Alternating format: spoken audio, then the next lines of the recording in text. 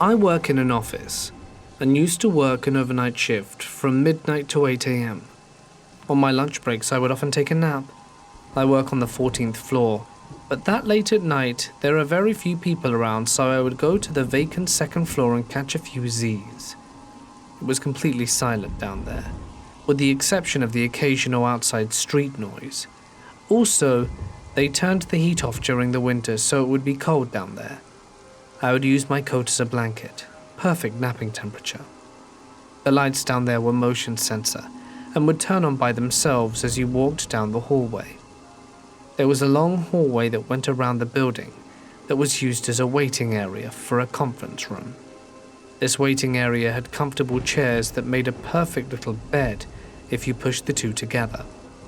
I had a perfect spot behind a pillar. The only bad part about my spot was the lights there were wired backwards, meaning they were always on until you walked into that area and then they would turn off. I would just cover my eyes, but by the time the timer turned the lights back on, I was usually out anyway. So this night at around 3:30 a.m., I pushed my chairs together and went to sleep. Almost instantly something weird happened. I heard footsteps approaching the corner to the hall I was sleeping in. Along with footsteps, I heard keys jingling. I assumed it was the janitor, and laid still to allow him to pass. He would look at me and see my employee badge, and there wouldn't be any problems. I hear the footsteps get closer, and the keys get louder. Any minute now he would see me and stop, or keep walking. Either way, I would hear him pass and know I could relax. The problem was after he turned the corner, the footsteps and the keys continued, but they never got closer. It sounded as though he turned the corner and stopped and proceeded to march in place. I kept waiting for him to pass, but the sound stayed the same distance away. I didn't want to lift my head because honestly, I shouldn't have been down there sleeping and didn't want to get in trouble. The light was also still on. After a few minutes, I decided to see what the hell this guy was doing. Was he making noise to wake me up? Messing with me? I figured none of my supervisors would walk around with the keyring, so I probably wasn't in danger of getting in trouble. I tried to lift my head, and I couldn't move. I struggled to roll over as I was sleeping on my side and finally was able to force myself onto my back. I cannot move my arms or legs or speak or open my eyes beyond a slit small enough to see light. And that's when the lights turn off. The footsteps and keys, which hadn't stopped marching in place, began heading in my direction. I tried desperately to sit up or open my mouth or eyes, but I couldn't. Then I felt a heavy weight on my chest. The keys were on top of me, and I could distinctly feel two large hands on my chest holding me down. It felt as if someone had climbed on top of me and was holding me down with all the weight on my chest. I start to panic. I try to yell, but I can't speak. I try to move my arms to get the key man off me, and my arms won't move. I'm completely hopeless. I can't even open my eyes to see what was on top of me. It felt like it went on for an eternity, but it was only probably a minute or so. Finally, the weight lifted, and my eyes opened part way. There was nothing on top of me, or even around me. The footsteps had gone back around the corner, and the keys jingled off in the distance. I lifted my head, and to my horror, the chairs were no longer where I had pushed them. I always put them behind that pillar so people walking wouldn't see me, but now I was laying in the middle of the hall, the chairs pushed away from the pillar and window. The lights were still off, indicating that something had been moving recently. I started to hear a low droning sound in my ears, a low electric hum. I'm sweating like crazy. I grabbed my jacket to wipe my face, and when I pulled the jacket away from my face, I was back in my original spot. The sound was the lights overhead blazing away in the silence. No footsteps, no keys. I grabbed my things and went back upstairs. I don't believe in ghosts or the supernatural, or anything like that, and I've experienced sleep paralysis before as a side effect of medication.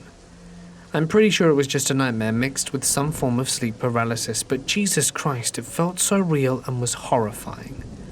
I later told a co-worker about what happened, and he said a worker who helped build this building had killed himself here during construction, and some people reported seeing the ghost of a construction worker in empty rooms and walking the halls. We both laughed about it, A ghost? Ha. Yeah, right. He said, "People are stupid, man. They said they've even heard keys jingling and everything. Morons." Yeah, morons, right?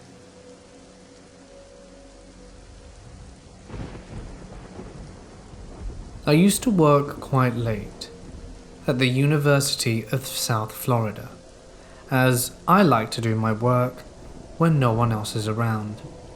My apartment is just a short ways off, roughly a 10-minute drive or 40-minute walk away depending on what I took. So while I do live in Tampa and it's far and away from the cities, no 3-story buildings in sight, a few neighborhoods, ample amounts of trees and ponds, and a stone's throw away from a rather sizable state park of 240 acres, which in turn is adjacent to a substantially larger wilderness area. What that means is a lot of wildlife. I regularly see deer grazing on the golf course nearby, growling alligators roaming the ponds, and small lakes turtles abound. Plenty of vultures, storks, and smaller birds and much more on my nightly walks or drives.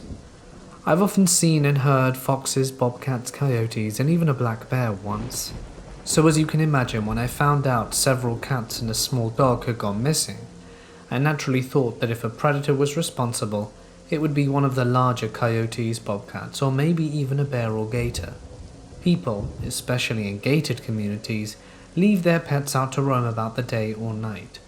Still, that did leave the question of how a predator could or would get over several fences and gates, some of which would be quite a hassle to climb, and there was no signs of being tunneled under. So why go for a pet inside a box that would be harder to get out of when fat ducks were extremely abundant? Well, I got my answer in one way I never expected. I was driving back from the lab late at around 11 p.m. when I stopped as I could see an animal on the road. The figure was very tall but also very thin, so I initially thought the pale color to be from a deer from the rear. However, I soon noticed the animal was actually pale all over its main body. It had extremely thin dark legs, and when it raised itself up, I noticed I was looking at a great white heron from behind. Great white herons are a regional color morph of great blue herons being nearly all white in coloration, including the trademark tassels coming off the brows of the birds, save for the top jaw and feet, which are both dark blue or black. The white form usually only appears in very southern Florida, but occasionally one will show up further north. They also tend to be on the larger end of the species size. I make no jest when I note how big this avian was. Standing up straight, the biggest great herons can look a grown man in the eye behind nearly a foot-long rapier-shaped beak. The heron was throwing its head up and down and clearly doing something, but I wasn't sure what. I was standing in the road about 20 yards ahead of the car and could only react when I got closer. It swung its head around, and I'll never forget the sight as I stopped 10 yards away. The heron was standing still, unflinching, as its eyes brightly reflected in the headlights. The white feathers across the chest and part of the wing were stained in a tarry red from coagulated blood, as it had half of a cat hanging out of its mouth. Herons can gulp down surprisingly large prey, such as big fish, muskrats, bullfrogs, and even young alligators. But it's one thing to see them swallow a wild creature whole, in still frame or in pixel on a video. It's a whole different ordeal to see one doing it in the flesh after having killed its prey by impaling it on its beak. When I compared the beak to a rapier earlier, I meant it. They can impale that thing through the armored scales of a garfish. Herons have been known to kill eagles by ramming their beaks through the latter's chest. Poor cat never stood a chance.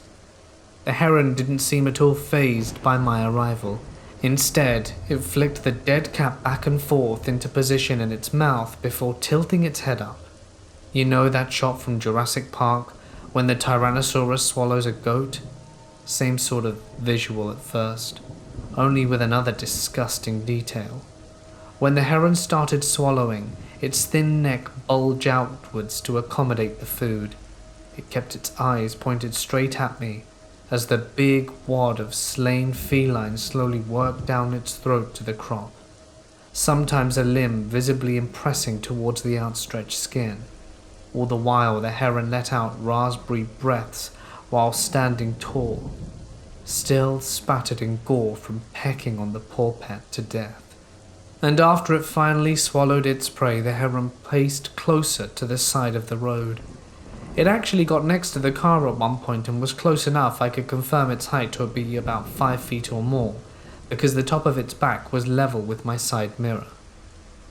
It was at that point I realized I had the windows partially rolled down and was smelling sanguine musk of death. The damn bird was nearly level with my window, looking right at me and leaning closer. Needless to say, that snapped me out of my stupor. I blared the horn to make it back off. On the menu or not, I didn't like how it was looking at me. Driving down the road and making the turn, I could still see it looking towards the car as it paced down the darkened sidewalks like it was the most casual thing ever. A 4 to 5 foot tall predator half covered in blood just to be there. Obviously I was in no direct danger myself being in the car, and decidedly not on the menu, but I didn't like the way it looked at me. This avian predator clearly didn't at all fear people, even if it seemed conscious of cars and my presence, and given this happened in a gated community I'd never seen any mammalian predators bigger than a possum in, I think I now know what was eating those pets. We often can hear nowadays that birds are living dinosaurs, but I don't think some quite register that the featherheads they're familiar with are fat city pigeons or delicious fowl. I think seeing this would help get the message across. And at night, every so often, I can still hear the deep, throaty shrieks that species gives off from flying over the forests and swamps and into the neighborhoods. Don't leave your pets out, people.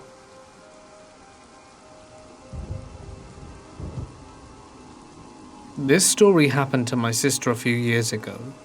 She and her now husband are house sitting for my brother-in-law's uncle. The uncle is old and starting to lose it. He rents out a basement suite, and a nice lady lives downstairs. She cleans the house when she's there, but he wanted my brother-in-law to come check on things and feed his old cat once in a while.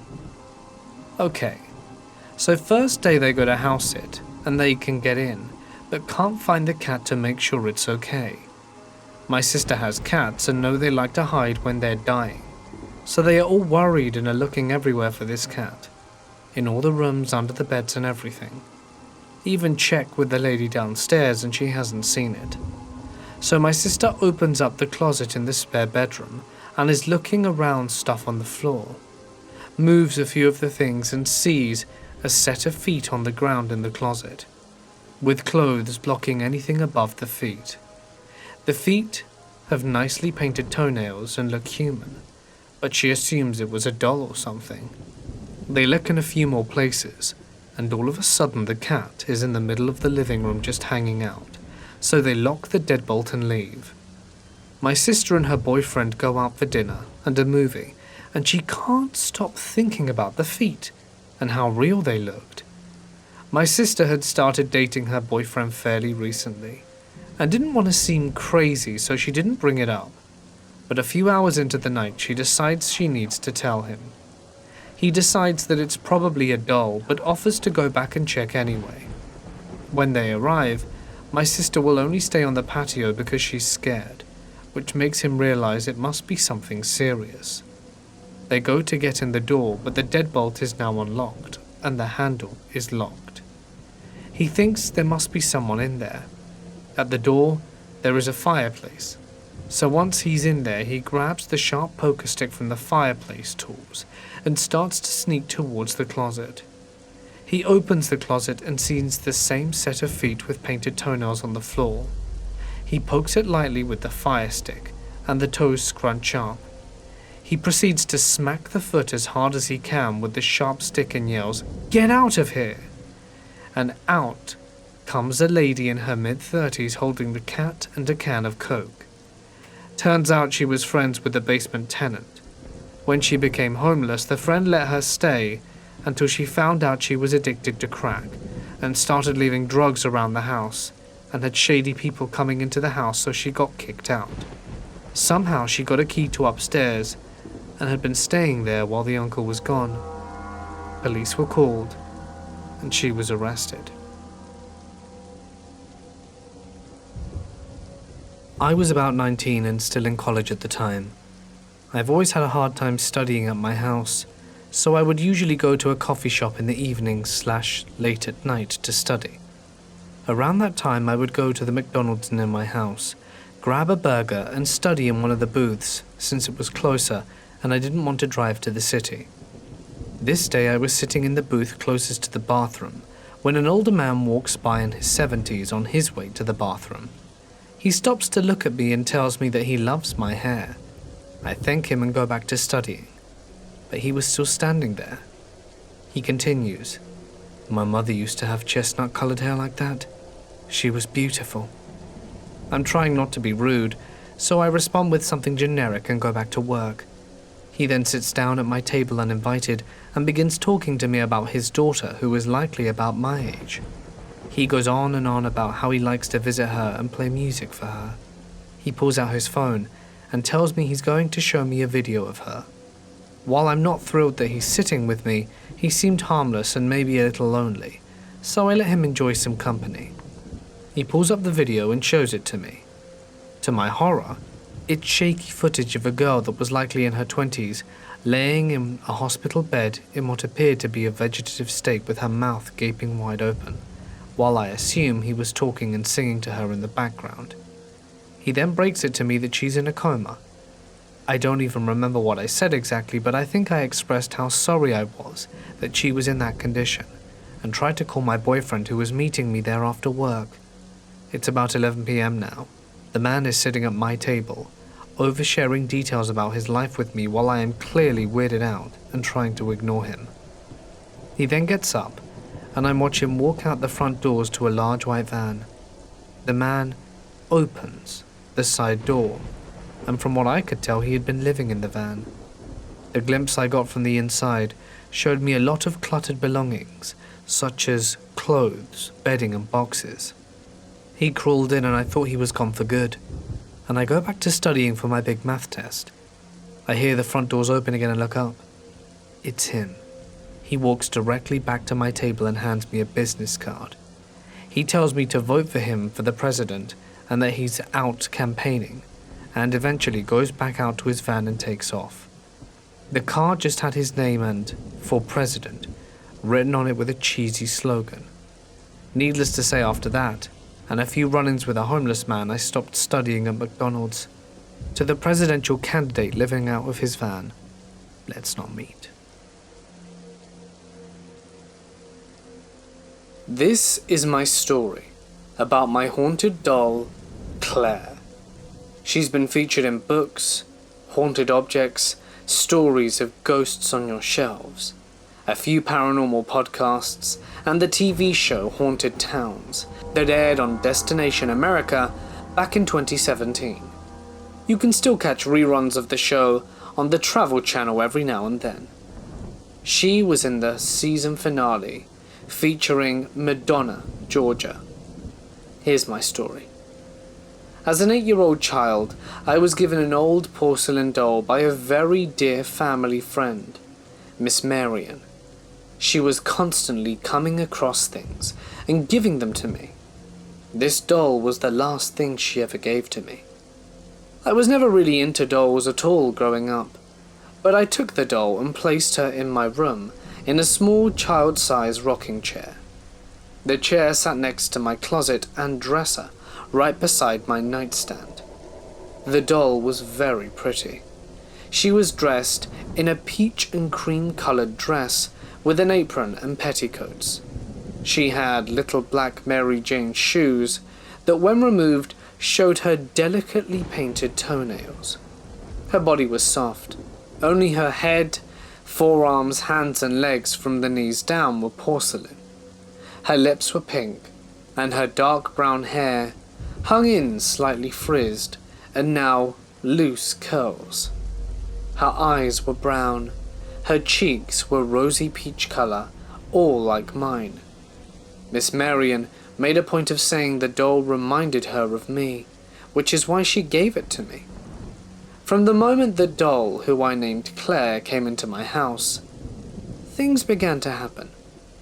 I was always uneasy with Claire. I never wanted to touch her, and when I played in my room, I felt like she was watching me. It wasn't anything to panic about, but I do remember feeling like if I did something wrong, she might actually tell on me. How ridiculous does that sound? The first real occurrence I remember was when I was reading in my room. Ghost stories, if you can believe that. When a musical carousel horse that sat on my dresser began to play. Not just a few notes, which old mechanical music boxes will do at times, but like someone had wound it up fully. I sat stunned and stared at the little horse as it moved up and down in time with the music. Then it just stopped. Not wound down, just suddenly stopped. I was a pretty brave kid. I didn't run, and I didn't tell my parents. I also used to see a shadow man in the hallway, or in my parents' bedroom door, whilst I was growing up. And if my mom didn't believe me about that, she wouldn't believe about the mundane thing like a music box playing. So I just let it go. The next thing that happened was the voice. For several nights, and on into the years, I was woken up by what sounded like a woman inches from my face, shouting my name. "Jill, wake up." I jump and sit up and find my room empty. Those happenings died down after a few months. She then started to plague my little brother with the same thing, and now he and I are grown and gone, and she's moved on to my dad. The little things started to get to me. I'd put something in a certain place, only to find it later on the floor or on my dresser right next to Claire. All my missing items eventually turned up around her. Once a ring ended up in the pocket of her apron. Books would fall off my shelf, and perfume smells would sometimes fill my room. The doll itself didn't smell at all, but the air around her would. My catalyst to finally getting Claire out of my room was the night I woke up after hearing thumping around my closet. I opened my eyes, sat up in bed, and of course my eyes were drawn to the nightlight where Claire sat. As I watched, the source of the thumping became clear. The rocking chair Claire occupied was rocking on its own. I had thick shag carpet, so there was no way it was rocking just by chance. If that wasn't enough, Claire's feet, which were both turned to the side facing the opposite way from each other, slowly straightened themselves to both be pointing directly up. This part still freaks me out 20 years later. She then turned her head, which was quite impossible to do since it was attached, fixed to her cloth body. She looked towards me, and every music box in my room, 4 of them, started to play all at once. I was frozen in fear. I didn't feel endangered, so as much as I just felt scared of what was happening, I screamed for my mum and dad. The music stopped, but Claire maintained her gaze in my direction. And this is why I hate dolls. Even after that, I couldn't totally get rid of Claire. I ended up stuffing her into the back of a box of a storage closet. She's still there as far as I know. So is the woman who now screams my dad's name in the middle of the night, and not in a good way. While I think she explains some of the oddities that happened in my parents' house, I don't think she is the tie to all, especially the Shadow Man. My friend Tim Weisberg is a paranormal/radio podcast host of the show Spooky South Coast, and also an author. He asked me to lend him Claire once he heard my story back in 2011. I obliged, and Claire went to stay with him for a few months. He wrote about his experiences with Claire while she stayed with him in the book Haunted Objects that I mentioned earlier. Temperature changes in the rooms she stayed in, along with hearing voices, were two of his notes. Claire also stayed briefly at the Lizzie Borden Bed and Breakfast in 2012. The guys from the Haunted Towns show encountered some things in my parents' house while Claire was with them. She now lives at my friend's old haunted house. He's a Hogan, and he and his loa, along with the other house spirits, tend to keep her in line. My brother moved in with me a few months ago and got a job doing night shift custodial work at a nearby high school. His workday started at 10 p.m. and fortunately for him it's close enough to walk, because he gets off shift about 20 minutes after I have to leave for work in the morning, and he doesn't have a car. One night a little after midnight, he calls me in a panic, asking me to come down and pick him up because there's some kind of weird stuff happening. Those were his exact words, and there was no way he's sticking around by himself. My brother isn't the sort to freak out over nothing, so I hop in the car in my jammies and head down to the high school. A little background. As children, my brother was apparently sensitive. He often talked about various seemingly supernatural encounters. In one very old house we lived in, he told our parents that a man would come into his room at night and tell him bedtime stories. It wasn't until we were grown up that our father told us that a distant relative had committed suicide in that same room. That was my brother's room, years before either of us were born, and that my brother's description of the man matched the deceased relatives to a T. I'm the exact opposite. Nothing creepy or supernatural ever happens to me or around me. If it happened there before, it doesn't happen when I'm there, and often doesn't return after I leave. I've had enough people perplexed tell me that their ghost went away after I visited their home, or that a particular place stopped being creepy after I was there, or had someone acting crazy calm down after I spoke to them. To be clear, I must be some kind of natural repellent for creepy things. So I get to the high school, and my brother is standing by the front doors. He runs over to the car and tells me that I have to come and make it stop. It was the sound of a locker opening and closing just out of sight. He would turn a corner of a hallway and hear a locker open and slam closed behind him, or around the corner of the next hallway. We go into the school, my brother practically hanging on my arm, which probably looked hilarious, as I'm shorter and plump, and he's tall and super skinny, like a modern version of Laurel and Hardy. We walk up and down the halls and nothing happens. No sounds, no movement, no lockers opening or closing, no cold spots, no inexplicable drafts, and no creepy noises or feelings.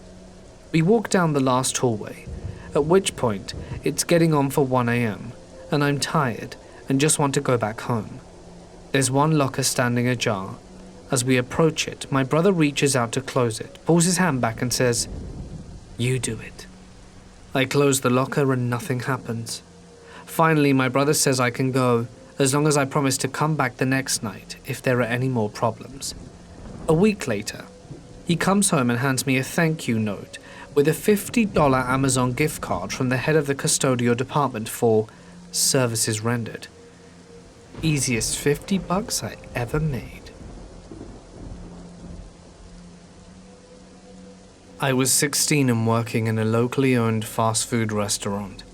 Everyone working was teenagers, except the owner, an adult man called Fred. I was working the cash register in front, but had no customers.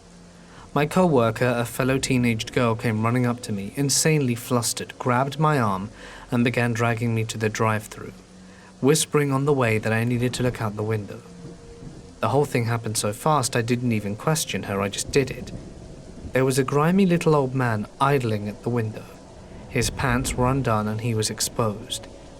Now I don't stick around and stare at the situation, so I can't say for sure, but it did not strike me as accidental. I whipped around the corner and darted for our boss, and spilled what was going on. Fred was probably around our parents' age. In my surprise, he didn't say a word. He bolted out of his seat and to the back door. Seconds later, Fred came charging around the building, shrieking like a lunatic, running at the car. The flasher saw him coming and took off. All of us employees were totally shocked. Fred was a really mild-mannered guy. I'd never seen him so much as frustrated, but it had appeared he was going to murder the dirty old man. As teenage girls, this was our one real encounter with a major pervert, so we didn't know how to feel or react. We were all giggling nervously and awkward when Fred stormed back in the door. He snapped at us to stop laughing. I'll never forget what Fred said next. There are a lot of bad people in this world, girls. There are going to be men like that who try stuff and worse. You can't ever let them get away with it. That man just assaulted you, and it's not funny and it's not okay. Some things you can joke about, but sexual assault isn't one of them. He then called the police. Fred is still working at the restaurant, and I sure hope he doesn't retire before my daughter is old enough to get her first job. I was in my early 20s and lived alone in an apartment complex in a rougher part of Houston, Texas. It sat alongside an elementary school, which helped, but it still wasn't an area that I would go walking around in at night. It was a leaky apartment, and I do have a mold allergy. I also have a history of extremely morbid nightmares and night terrors paired with an overactive and obsessive imagination. However, this was before those became routine issues for me. I did not partake in drugs of any kind, including alcohol, during this time, but I can remember when the nightmares started. It was the same one over and over again. It was always in the first-person view, like from my own eyes. So I don't know what I looked like, and I also wasn't in control because it played out a bit like a movie. But I was in an empty apartment and jumped by a dark figure, stabbed multiple times, and I distinctly remember staring down bloody blue jeans and warm white tennis shoes as I'm being dragged, leaving a bloody trail on the beige carpet, as well as the strange squishing the knife made while it went in and out erratically, almost pulling bits of flesh out of my chest with each stab. I was tied up and wrapped up and eventually popped up against a wall. Once the dark figure turned the light and shut the door, I woke up. Every single time. I have a specific way of dreaming, and this was not it. I would wake up deeply disturbed and unable to fall back asleep. Once, I was able to fall asleep. I would have it just once or twice more. I figured it was stress, having just started a new job, and also having just ended a toxic relationship that was causing some residual drama in my life. About 4 or 5 days in, the nightmares were still occurring. They were getting worse in the sense that I would wake up holding my chest, almost able to feel the stabbing in my dream. It was at the point that I started feeling a dark presence in the room with me, to the point of being too afraid to get up and turn on my light or leave the room at all, as if I were being watched. This is the point at which I started talking to my friends about it. It was affecting my sleep, and I was showing up to work extremely tired, vocalizing my bizarre experience to people close around me, and even to my new management. Around the 6th or 7th day, I was feeling a dark presence constantly in the apartment, even in the daytime.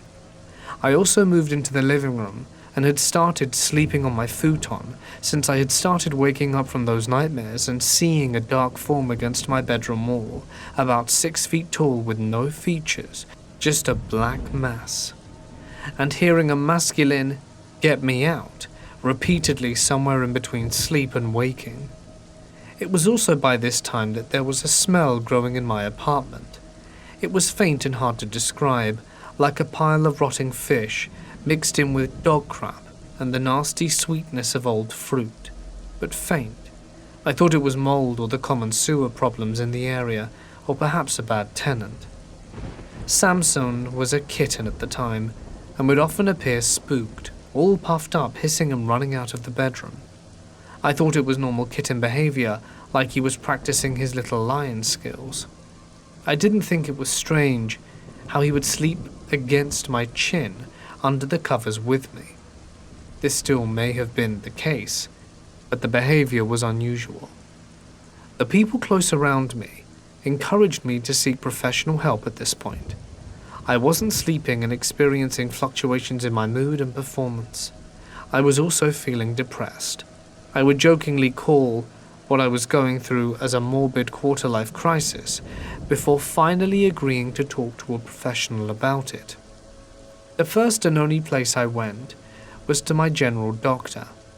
He concluded that I was experiencing generalized anxiety under tremendous stress, and I was provided with some resources and referrals for therapy and a more thorough assessment, and followed my appointment with a 10-hour shift at work. When I got home from work, there were emergency lights all over my parking lot. I noted caution tape along the stairway opposite of the side of my apartments as I drove around to my parking spot. I had to maneuver around a news station van to get up the stairs into my apartment. I caught words like murder and unidentified victim before retreating inside. Since most of the activity was on the other side of my building, I sat outside on my balcony to watch and listen, but didn't gather much. I slept well that night. No night terrors, no nightmares. It was surprising, since I was experiencing anxiety over what I had just gathered the night before. But I was also exhausted, and maybe meeting with a professional had eased my mind. I woke up by a phone call from a close friend who had messaged me the night before. She was familiar with the troubles I had been having, and was freaking out with details she had gathered about the incident. An unidentifiable male suspect, drug trafficker, that had taken residency in the apartment, reportedly a drug stop, per the news, was found stabbed to death in an apartment closet, tied up and wrapped in trash bags, lower jaw removed. The body was found after the tenants living directly below reported a strong foul odor and fluid leaking through their ceiling, which was actually blood. As for the closet the body was found in, it shares the same wall as my bedroom that I was seeing the dark personage on. For the sake of the time, I'll just say that everything immediately returned to normal. I was sleeping again, and the feeling around the apartment was much lighter. Due to tenants' laws and such, I was allowed out of my lease early due to the recent events. It was an offer I took without question, prompting me to move to a slightly less crappy apartment a few miles away. I've tried to explain this logically to myself for years, only sharing it with a select few people over a long time. I figured that it was some sort of chemical reaction, some primal trigger, the smell of a decomposing body causing something to fire off in my brain that there was danger. But the specifics of my nightmares, the dark personage against the wall at night, and the overall sense of someone watching me, are things that I still cannot explain. You know how people say, trust your gut feeling? Well, here's how I learned to trust mine, when my girlfriend and I were traveling in Australia. We were both there on our working holiday visas, and met each other at work. After nearly a year, my girlfriend's visa was about to expire, but mine lasted another 6 or 7 months due to working on a farm prior. Since we had spent most of our time in the beautiful city of Sydney, we were ready to see other parts of the country too. What most backpackers do is pay a company that takes them up the east coast by bus, or simply rent a camper van and drive to the coast themselves. We chose the latter option with a few changes. We were going to start the journey by bus up to Brisbane, and from there rent a car that would take us all the way up north, from which eventually we would take a plane to Asia. So the day came. We said goodbye to our workplace and our friends that we had made during our stay, and went off. After a few days in and around the area of Brisbane, we started looking to rent a van. Not having a lot of money, and wanting to save what we had for other adventures, we eventually settled on renting the smallest and cheapest Subaru that we could find, since we figured it would be uncomfortable to sleep in the car, and bought a tent instead. This car was even so small that it came with a map, showing where we were allowed to drive and which roads that it would be too tough for. So the journey continued, and with the help of our rental, we had the option to visit less known or touristy places. We saw some really amazing things along the coast, and since we had enough time, we decided to see some of the real Australia. You know, the rustic desert with red sand that you'd see on postcards of the outback. So the next day we changed our course from north and started going west. The GPS was showing a drive of about 10 to 11 hours, until our goal, which was a small town in the middle of nowhere. Not too bad. I was the only one with a driver's license, and I had done trips like this before. Leaving the coastline behind, it didn't take long for the climate to change, and soon we found ourselves in places just like those on the postcards. The ocean wasn't the only thing we left behind. It seemed the further away we got, the lesser civilization we saw, which was understandable. And we had gone way past the area we were allowed to drive in with our little car. We weren't worried though. The roads were all kept well, and this was our trip which we were going to enjoy. This meant taking a lot of breaks for pictures and to take in the new landscape and scenery, which in turn made it a longer drive. Eventually the sun started to set as we headed towards the horizon. Now here is a thing that you need to know about driving in Australia. You need to be very careful while driving at night, or preferably do not drive at night at all. This is due to the amount of kangaroos crossing the road, with some of them being as large as a fully grown man. How many people told me this before our trip? So many. But during our drive, we were so far away and hadn't seen a single one, and figured that people must have been exaggerating. Now as the sun started to set, and we actually saw a kangaroo for the first time, it was nice seeing it up close. We soon realized what people had been telling us was true. With the sun gone, the sides of the road started to fill with them. It was almost like something out of a vampire or zombie movie. After a few close calls, we had to slam on the brakes to not hit any crossing animals, and we eventually just kept a very slow pace. This, of course, meant an even greater delay in our drive. After a while of driving like this, and when daylight was completely gone, we came across a small town. Being quite hungry, and not knowing how long it would be to the next town, we decided to stop and see if we could find anything to eat. This place we had just ended up at gave us a bit of a freaky vibe. Maybe it was just because we were in the middle of nowhere, and we both came from the city. Perhaps it was because the place was so badly lit, and there probably wasn't more than 10 houses. My city brain probably freaked out a bit and thought, this looks like the hills have eyes. At least it had a bar and a restaurant. The place was probably frequented by truckers going through these roads. We entered, and I guess every person in the town must have been there, which weren't much, along with 1 or 2 truckers. My girlfriend and I stuck out like sore thumbs. As soon as we sat down and ordered our food and drinks, the people next to us, it may have been some sort of family, sat down by the table next to ours. We ate. I didn't pay them much attention. That is until I heard something they said, which made my ears grow wide and a chill that ran down my spine. Now I can understand that people living out there would have fun spooking the tourists coming through, and I'm not sure if that's what their intentions were, but it got my attention as they uttered, Wolf Creek. If you've been in Australia, you may have heard about the story. I don't think any traveller there hasn't heard of it. Looking back at it, it sometimes felt like a mythological creature you would tell your kids about to scare them. Except, these stories are true. Wolf Creek is a movie based on a serial killer who targeted backpackers traveling in desolate places in the 90s. I guess it happened in various ways, but he often incapacitated and tortured his victims before ending them. As you can understand, it is a nightmare for backpackers. However, fortunately for everyone, he was eventually caught and imprisoned. What this group of people next to us were talking about was that the police had arrested the wrong guy, and that the real Wolf Creek killer was still out there. I was sitting there listening to every word coming out of their mouths while my blood was running cold, and trying not to seem disturbed in front of my girlfriend, who didn't notice the conversation taking place. Again, I'm not sure if they were just full of rubbish and were trying to scare us, but I was getting freaked out. As we finished eating and paid, we were leaving, and the trucker sitting in the bar turned to me and said something like, "You really should stay here for the night. You're a fool if you're going to try and drive away at this time." Well, I sure as hell wasn't going to stay there with my girlfriend.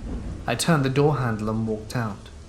Before driving off, I actually checked everything about the car to make sure no one had been messing with it while we were eating, but couldn't find anything wrong with it.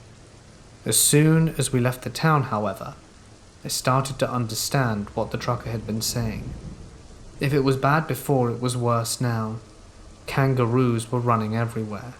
I'm pretty sure we hit one small poor creature, and I'm saying pretty sure because I didn't want to get out to check even if I did. That's how bad my gut feeling about this place was.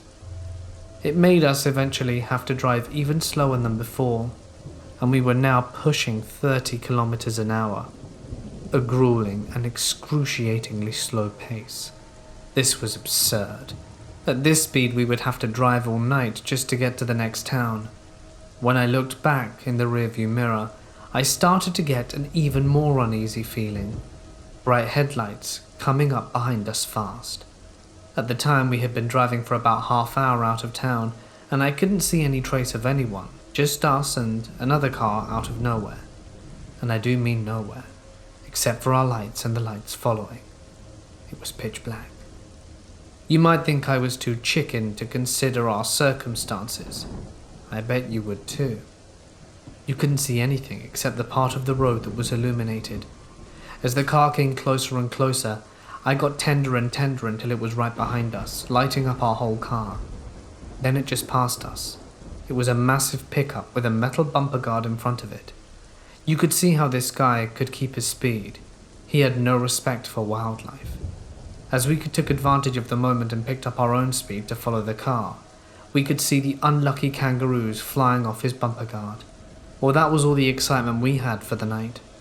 After a few hours, we could see the lights from the next town, which we had discovered was a bit larger and had a nicer feeling to it. We took into a hotel for the night and slept far into the next day. We weren't in a hurry to leave. In the morning, we took our time in staying in the area and having a late breakfast. The GPS said that it would be at least another 4 hours until we could reach our destination. We were on the road again in the afternoon, and in daylight, we could see what happened to the unlucky kangaroos that had been in the wrong place at the wrong time. The sides of the road were filled with carcasses, some new, some old, some probably had to have been there for years. We later learnt it hadn't rained in the area for about 6 years, so everything that died didn't decompose but simply dried out, and I guess there weren't that many animals out there that would eat bodies, at least not this amount. The stench was horrible. Every time we took a break and got out the car, I really don't think there was an area next to the road that didn't have some sort of bones or fur for the entirety of the drive. As the sun started to set, we got a bit anxious again. We really didn't want to have to redo the experience from the night before. The signs were all there, and the kangaroos were lining up like zombies just as before. However, as the sun had passed beyond the horizon, we saw our goal. We had chosen this town since it was known to have dinosaur tracks and fossils in the area, and we noticed as we entered between the buildings, and it was way bigger with more people and tourists than the town that we had been driving past. That doesn't say much. You could probably walk from one end to the other in 10 minutes, but compared to the other towns, it was a metropolis. We asked around the town hotel and the camping ground if they had any space for us, but they were all fully booked. Understandably, we were probably the last people to enter for the day. At least we got somewhere to eat while we planned how we would sleep for the night. Since we didn't want to be rude to other people living there, we thought it wouldn't be a good idea to sleep on the street in our car, and both agreed not to sleep in the tent we bought because of snakes and spiders, you know. Well, eventually we came up with the idea to park just outside of town and sleep in our car there. We found a spot that usually must have been used for truckers to park. It was dark, so I'm not sure, but the ground was made of asphalt, and we could just make out the signature of a bus standing in the dark. The bus driver must have either slept in there or in the hotel. In front of us was the town, illuminated by the streetlights, and behind us was absolutely nothing. It almost felt like being on the edge of drifting into the universe. If you would have continued in the direction right back from where we were standing, you could probably have driven for days without seeing another human or anything man-made. The map showed no roads or settlements in that direction for ages. We made ourselves as comfortable as we could in our small car, and said goodnight before trying to fall asleep. Maybe it's just something that automatically kicks in at night, but it's a really uneasy feeling that was upon me, and the conversation between the people yesterday was still ringing in my ears. The townspeople had long since gone to bed, and it was dead silent. Actually, everything was dead silent. Not a bird or insect was making a sound, not even the wind. Before I started to doze off, I looked at the dashboard. 12 a.m. it said. Suddenly my eyes flung open, and my girlfriend grabbed my arm and was holding a tight grip, looking at me with fear in her eyes. "What's wrong?" "I don't know. Something feels wrong." I understood. I could feel it too.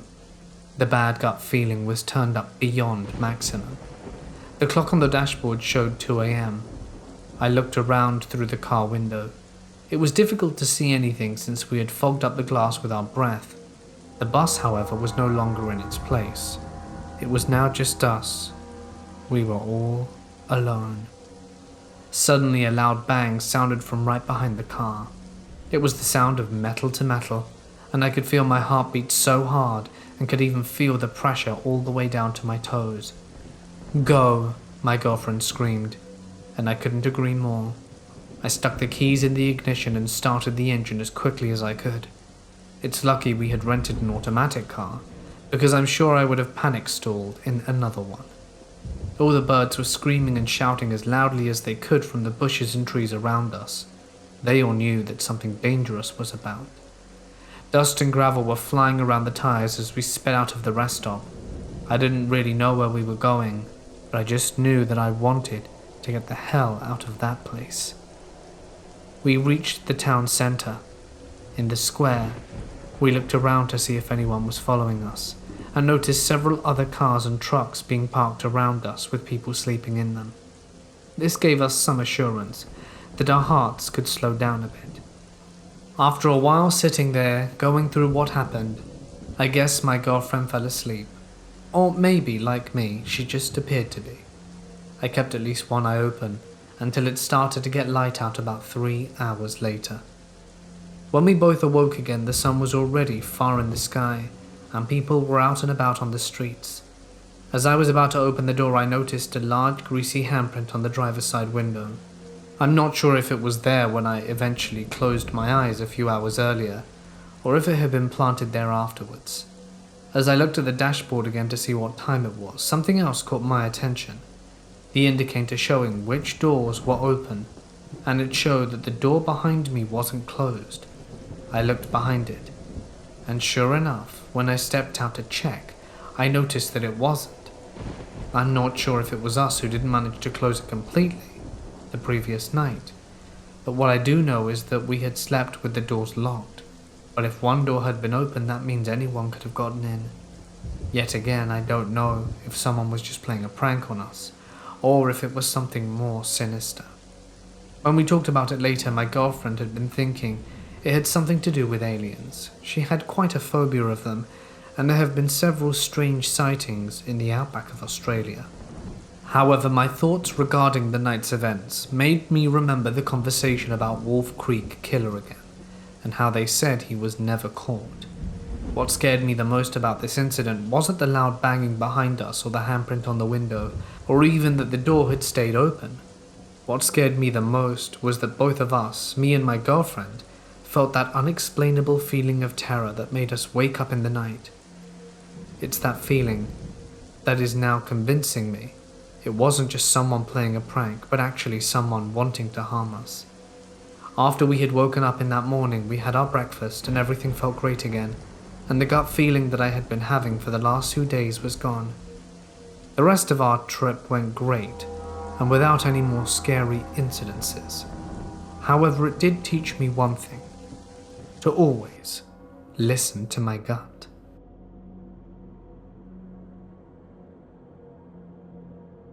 I have a ghost in my room that loves to throw things at me, but probably the scariest thing that ever happened revolved around one of my porcelain dolls, Caroline. Even my cat avoids her at all costs. The first major thing about Caroline, my haunted porcelain doll, is pretty spooky.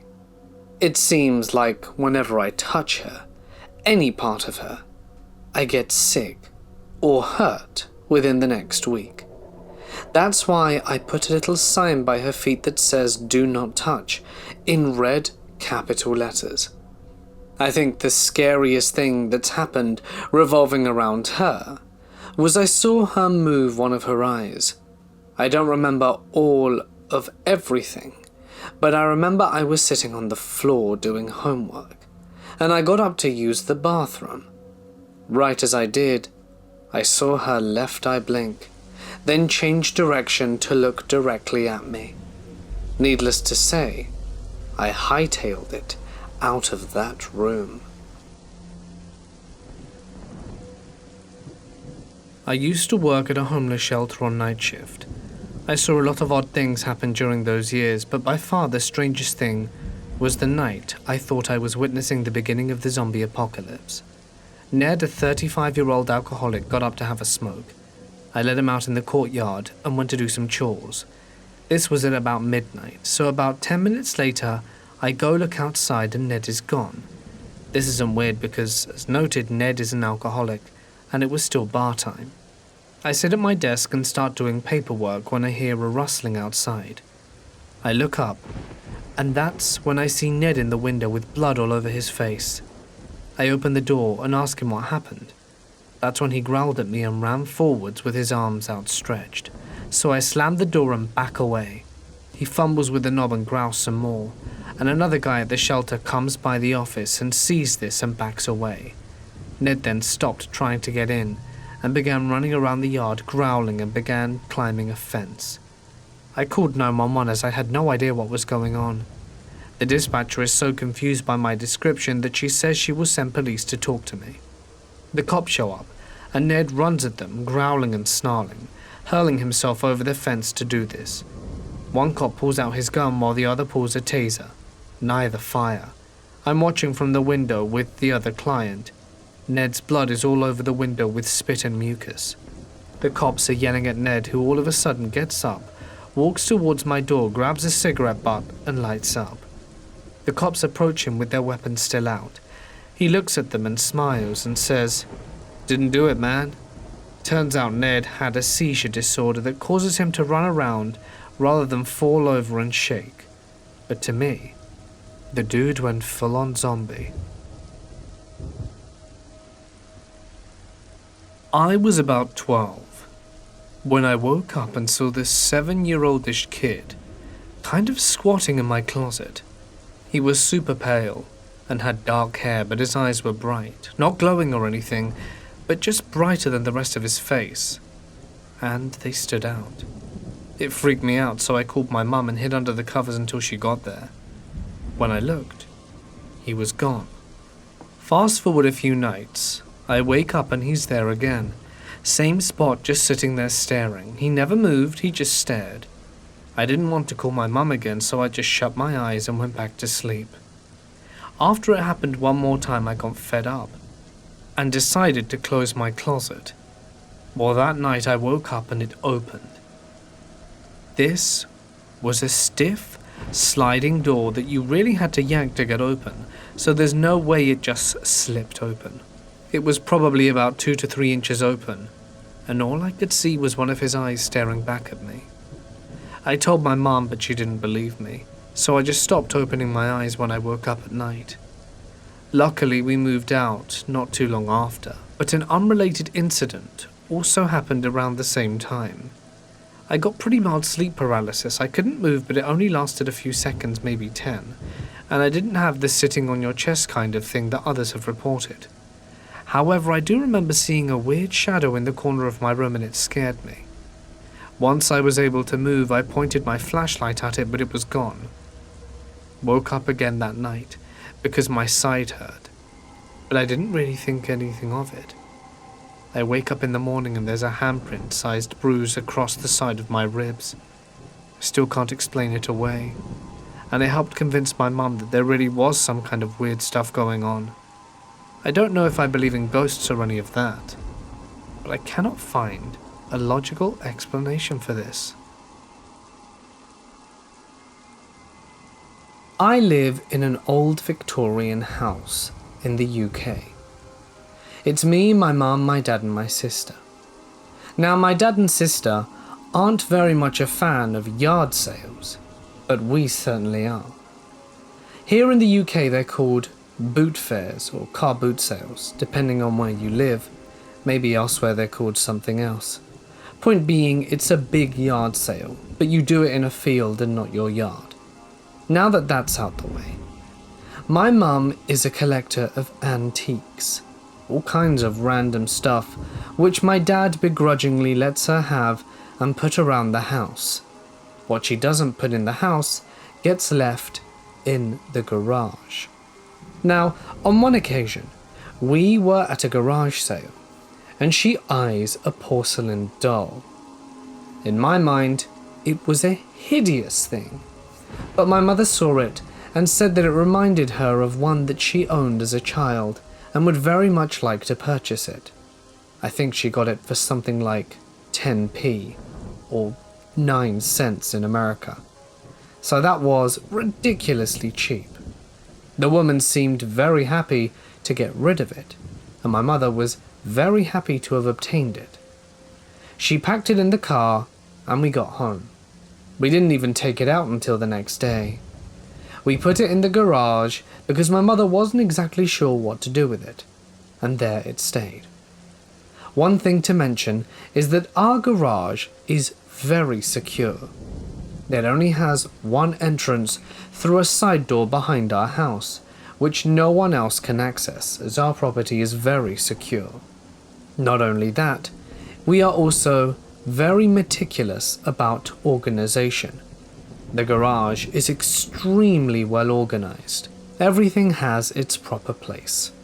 So, 2 weeks later, when my mum thinks that she might move some stuff around in the house and put up some new antiques, does she remember the doll and think that she might do some work doing up its hair or maybe painting it to make it look nicer before she displays it in our home.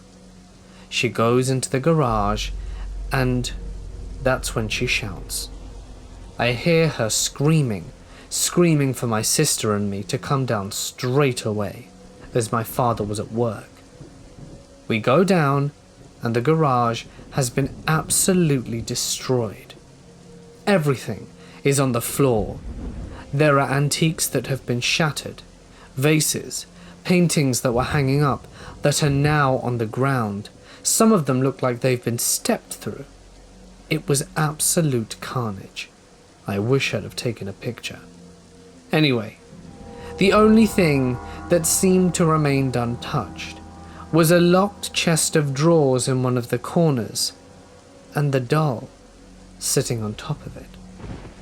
My mum, cleaning up bits of pottery, looks up and sees this doll, now in a more ominous light, and says that she was sure she didn't leave it there. Remember how organized my family are, so if she says she didn't leave it there, she really didn't leave it there. She was a bit freaked out, asked if any of us had something to do with this, to which we of course both denied.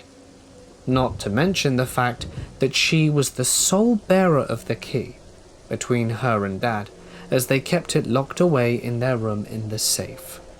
They also had valuables in the locked chest of drawers, you see, and that's why we had to keep it locked away. Anyway, my mum still takes the doll and fixes her up. She looks a lot better after a bit of polish. My mum repaints her lips, does her eyes, and she really is looking top-notch. One of her sleeves of her top was actually a bit worn. She finds a very similar thread and fixes it up too. I was very impressed with my mother's work, and she replaced this old Chinese bell with that doll. It went in our living room, which holds another number of antiques. That night, during the middle of the night, we are all suddenly awoken by a loud crash downstairs. We go down, and one of my mother's antique vases that was on the chimney is now shattered on the brickwork below. She was nearly in tears, but knows that it wasn't any of us, because we were all coming downstairs at the same time seeing what was going on as a reaction to the noise. My dad does a thorough sweep of the house to find nothing. All the windows are closed, all the doors are locked, and there's no way anyone could have gotten away so fast without leaving a trace. The only odd thing, however, is the doll is no longer perched. It is now on the floor. Things start to add up. My dad says he doesn't like the doll and thinks we should get rid of it. My mother, being a no-nonsense kind of woman, absolutely slams him for being ridiculous and says that the vase probably just slipped. But when my father asks then what happened to the garage, is she left speechless and looking at the doll inquisitively. It isn't until a few days later, in broad daylight in the kitchen, when I'm gonna go get some cereal for the morning, that a drawer jumps right out. That's just it. It pushes its way out with such a loud noise, I run out screaming like a little child. I was beyond terrified and told my mum that there was something weird going on. I had my own suspicions. Ever since we bought that doll, had weird stuff started to happen. So, I did what any sensible person would do. I put it up on eBay. I didn't say it was cursed or anything. I just put up this porcelain doll that my mum had fixed up on eBay. And would you know that we got a buyer within the first 10 hours. It was actually quite a competitive bidding process, and it sold for roughly $100. I packed it away without telling my mother what happened and sold it. When my mum came home from work one of these days, she didn't even notice it was gone, as I had fetched the key and replaced it with the old Chinese bell.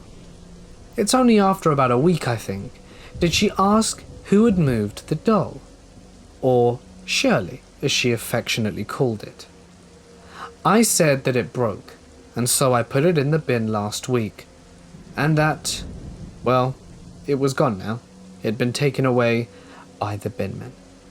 She was a bit upset by this, but honestly she didn't really seem to care all that much. Perhaps she was starting to believe that there was something more spooky with the doll than we originally thought. I was glad to be rid of it, and made sure to put in my eBay listing, absolutely no refunds. My parents still don't know about this, and I think it's better that way. I don't want them to try and track it to buy it again. I was working on a mine site that was shut down from production because the resources we were mining dropped steeply in price. On night shift, there were 2 blokes in the plant, a guy running the powerhouse about 1 kilometer away and me, security/medic, and the only lady, of course, all alone in the gatehouse. The site itself was about 1.5 hours from civilization, and even when I was on day shift, it still gave me the heebie-jeebies. There was no toilet in my office/gatehouse/medical center, so I would have to walk across to the adjacent administration building, turn on all the lights, and walk all the way through it to use the ladies. I had worked in this field for a while at this point, at many different sites, and I had never been worried or frightened before, even when wandering around at night on my own. My desk had a window which had direct view across the access road to the site, and as I'm sitting on my computer, I see movement from the corner of my eye. There's a man walking down the access road towards the gatehouse at 3 a.m. My spidey sense is screaming at me, but I don't falter. I email the powerhouse and advise that I have someone at the gate, and can they call in and check in on me in about 5 minutes, and open the service window to talk to my visitor. As he gets about 20 meters from the gatehouse, he vanishes. I crap my pants, lock all the things and call the plant, asking for one of the guys to come over, but not telling him why. He arrives and can clearly see I've shaken, and tell him what I've just seen. Oh, that's just Dave. Dave? Who the hell is Dave? He's that Bicky bloke that died in the crib room. Didn't anyone tell you the story? Well, no, they hadn't, and assuming he was just trying to freak me out, I conducted a little Google investigation, and sure enough, a man was shot nearby and was brought by his friend to the site for help, and he died in the crib room. For the uninitiated, the crib room is the lunchroom. So now I don't pee for my whole 12-hour shift, and close all the blinds. On my next swing, as this was a fly-in, fly-out job, I came in on day shift, and I'm doing the rosters. The night shift medic tells me in no uncertain terms, "Don't ever put me on the night shift here again. I refuse to do them." He wouldn't tell me why. It's okay, mate. I saw him too. Just shut the blinds from now on. I was a kid, perhaps 8 or 9 at the time. My family and I decided to go to Swiss Chalet for dinner. My Canadian friends will know what this is, but for the rest of you, it's a rotisserie chicken restaurant, which was normal for us, so that's not the creepy part. I ended up taking a bathroom break and had to use the only stall there. When I got inside, no one else was there, and I was on my lonesome. A few minutes pass and another man enters, an older fella judging from his steps, and I could make out his shoes. They were typical black, boxy-looking dress shoes. As he got inside the bathroom, he was whistling and singing along to the song playing over the speaker. So far, everything was fine. He went over to one of the 2 urinals, used it, began washing his hands, and then out of nowhere started swearing profusely. And what felt like was directed at me, saying all kinds of lovely things, which, by the way, were not part of the song. Now, I was a very shy kid, so this kind of thing was awful for me. First of all, I'm in a store by myself, which was already scary enough at that age. It gets worse if someone else is inside with me. And then I have this happen to me too? That's a big no-no. The guy was swearing for what felt like ages. Possibly a good 5 minutes. Not to mention his voice became very hoarse, and all of a sudden, when he was swearing, he sounded slightly demonic, but almost whispering. I couldn't do anything and ended up pulling my feet up towards me to try and hide and prevent myself from crying. I felt helpless, and like I was going to be hurt. Finally, he stopped and left, only to literally come back in for a second to say one last string of lovely things about me. I stayed in the store for a good 10 to 15 minutes just to make sure he wouldn't return. I finished, cleaned up as fast as I could, and exited the bathroom. I looked left and right before leaving to check to see if anyone was there, and then quickly ran back to my table. I asked my dad if he had entered the bathroom, and he quickly replied no. At first, I actually thought it was him based on the shoes, but my dad's was slightly different. I quickly told them what happened, clearly distressed, but they kind of laughed it off and thought nothing of it. We finished eating and left. I had a quick glance at the restaurant to see if anything stood out to me, but nothing, or rather no one did. Everything seemed normal. We left the restaurant, and it's safe to say I was very scared about going into that bathroom alone again for a good year after that. Thankfully, nothing ever did happen again.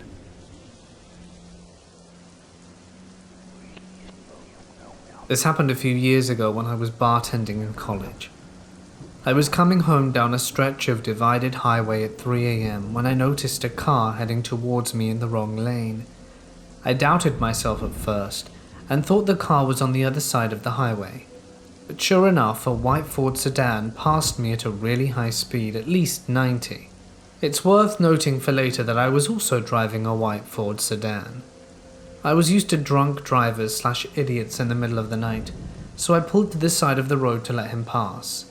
I had a moment of clarity and thought to call the police, thinking this person could hurt themselves or someone else. The dispatcher answered after telling them which road and exit mile marker I was at, and told them they would send a car. The police station was only a few exits away, so I figured they would send somebody and I would just drive home. As I headed back onto the highway, I noticed some lights a few miles behind me. I live in a more rural part of southeastern Pennsylvania, and traffic at 3 a.m. tends to be truckers and cops. The car gained on me as I was getting close to speed, so I stayed in the right lane and waited to be passed. Instead, they flipped on their high beams, making it uncomfortable to drive, and rode my tailgate. At this point, I thought I was going to be pulled over by the police. I drove a white Ford sedan and had just called about a different white Ford sedan.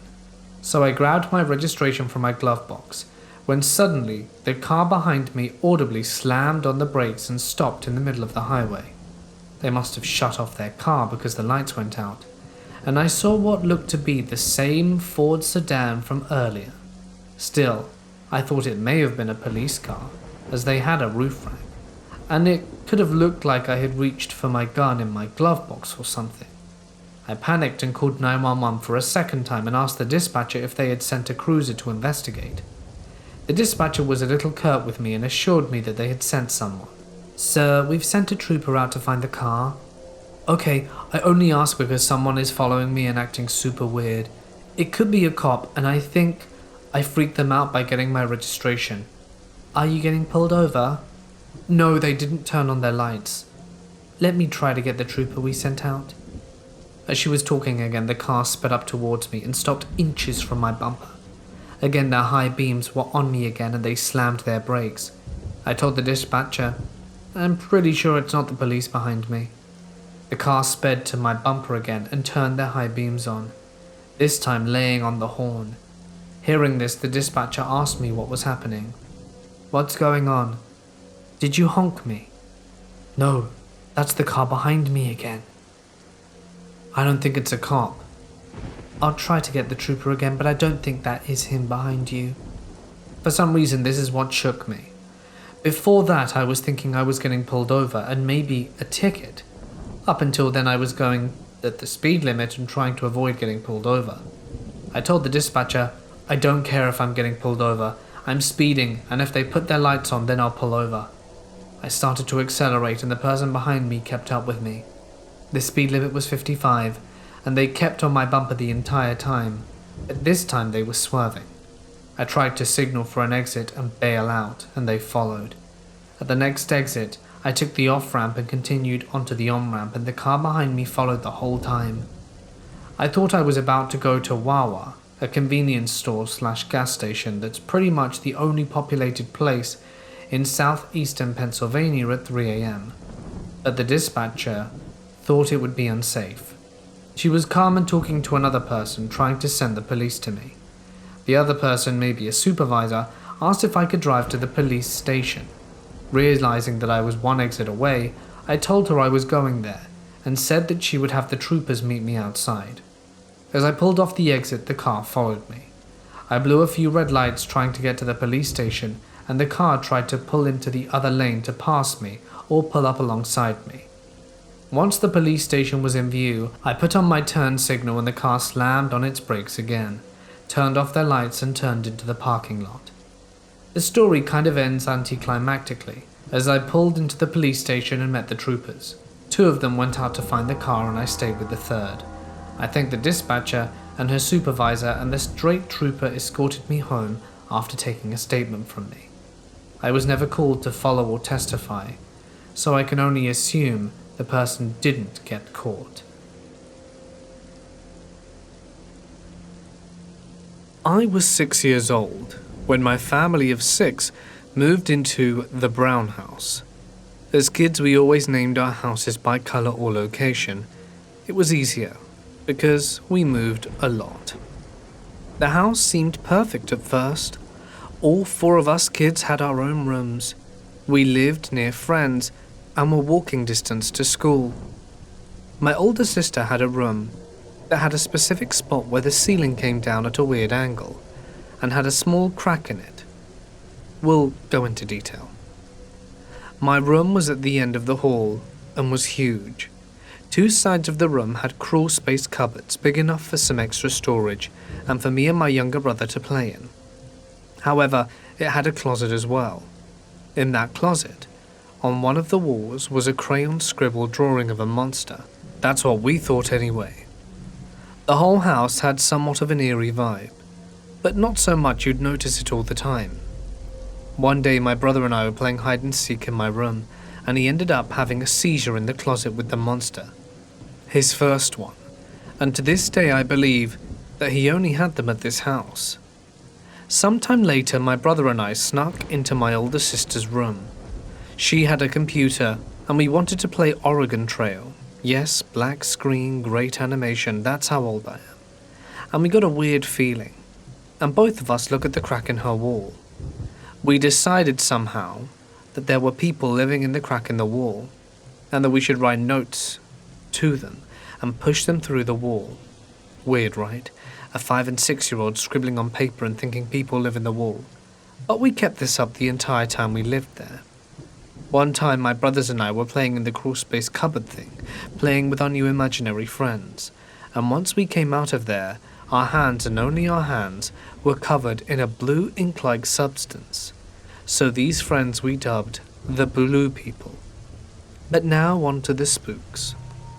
One night I had been sleeping in my room, and I remember waking up suddenly because I heard something. I sat upright in bed for a few minutes looking around and didn't see anything. But then out of the corner of my eye I see something move. I looked directly at the closet. Something was there. Slowly a black shadow on the ground started to appear at the base of the closet. After a few seconds, I realized it was a hand that was black as night. A few seconds later it started to come out even more, an arm, and as soon as I saw the beginning of a shadow head, I jumped out of my bed and booked it downstairs to my parents' room. I was screaming there was someone in my room and crying. My dad jumped up as fast as he could, grabbed something to bring with him. I think it was a huge flashlight or a bat. It was a blur. He searched the whole room, made all the other kids get up, searched in their rooms, and we all ended up sleeping in their room. Ever since that day I've seen a tall black figure, not all the time either, just at random moments. I feel like it's the same one from the brown house, and that it follows me.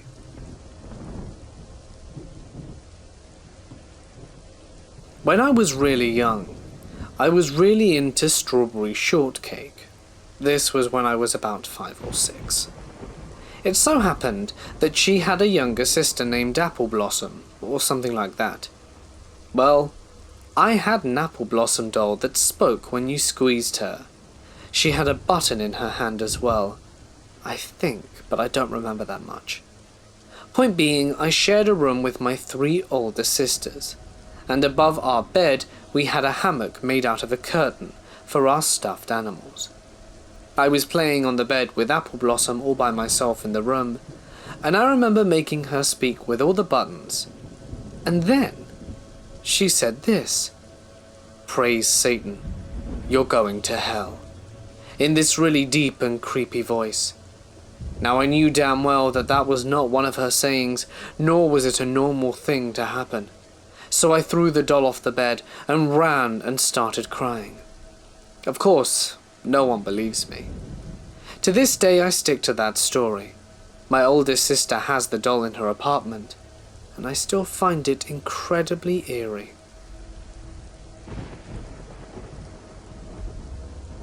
After my grandfather died, my father's mother remarried, and all intents and purposes they had a very happy life together. Occasionally her second husband would be inclined to tell us some things he'd seen. He had run away from home and had worked in the north and a lumberjack camp. Around the turn of the 20th century he joined the Marines. He held the Golden Globes 1936 to 38. He was okay though. Just like everyone, he had a job, and he was a security guard for a number of years and worked regularly for a company. He was fairly good, and it kept him actively employed. He boxed professionally, and his gig between fights was security guard work. 1 week he was either on vacation or work was slow. So, he was at home, and the owner of ACME Coffin Company called him, and the man mentioned that he got his number from his supervisor, and he had heard some good things about him, and was going to give him a chance to make some extra money. It was a good deal, so he thanked him and gave his manager a call.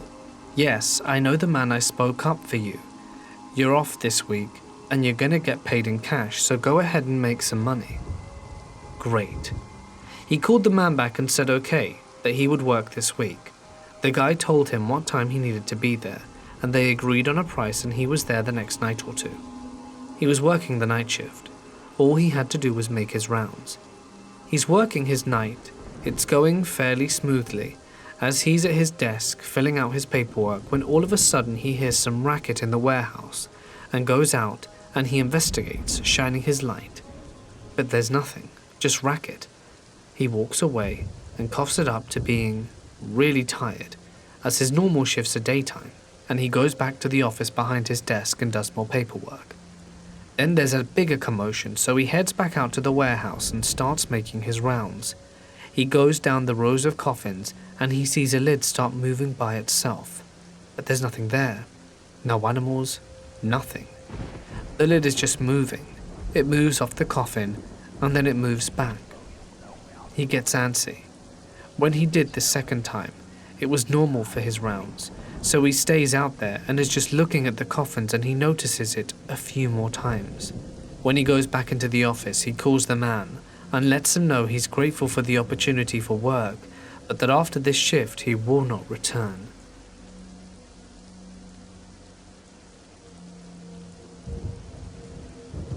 One semester in college, I had an 8 AM class, and I was still living with my mum. At the time, I was only 17, and I'm a smaller girl, standing at 5'3". I went to my morning class and didn't have any classes after, so decided to pick up breakfast for my mum and myself. I pulled into the IHOP parking lot and parked and began to order online. For some explanation of this IHOP, it's off a major highway, and there's nothing else but hotels around it, but it was really the only way home. I order online, and it says it will take about 30 minutes, so I hunker down and get comfortable. About 10 minutes, a guy in an old black pickup truck pulls into this parking spot across from me. I noticed after a few minutes that he is just staring at me, and not discreetly with sunglasses or anything, it's really obvious. I just try and ignore and keep watching the videos on my phone and making sure my doors are locked. After about a half hour, I get up and leave my car and realize I have to walk by this truck to get to the door of the IHOP. I take my keys with me, and obviously they had pepper spray on them. And as I get out of my car, I walk past the bed of the truck and hear the guy exit. I was a bit of a walk from the front door, so I spared a glance behind me and see the guy speeding up, walking straight at me.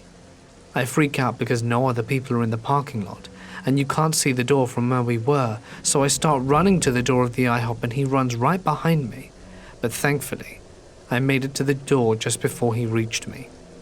The IHOP had 2 sets of doors, where one is on the right and the other, with a little waiting area in between. And as I get inside the second set of doors to the main area to pick up my food, the guy stops right outside the outer doors and just stares. I'm totally freaked out. But I go to the online order section, and I'm trying to figure out how I'm gonna leave when the older lady behind the desk asks if I'm alright. She looks where the guy is still standing right at me outside and says he'll walk me out. Even a complete stranger could tell how creepy he was being. She walks me out and watches me go to my car from the little outside waiting area, and the guy starts following me as soon as she leaves. I'm thankful that I was already in my car, but he was running to get to his. But as I pull out, he tries to follow my car. I ended up driving around for a while to lose him because he kept following me, and I didn't want him seeing where I lived.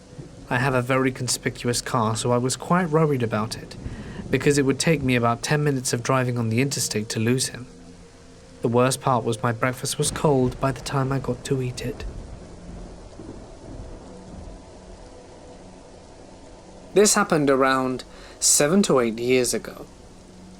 I remember the events leading up to this in great detail, and I'm interested in what other people think of the situation. At the time, I was 17 to 18, and I had a little Russian doll on my bookshelf that my mum got me from one of the friends she made in Russia when she studied abroad there.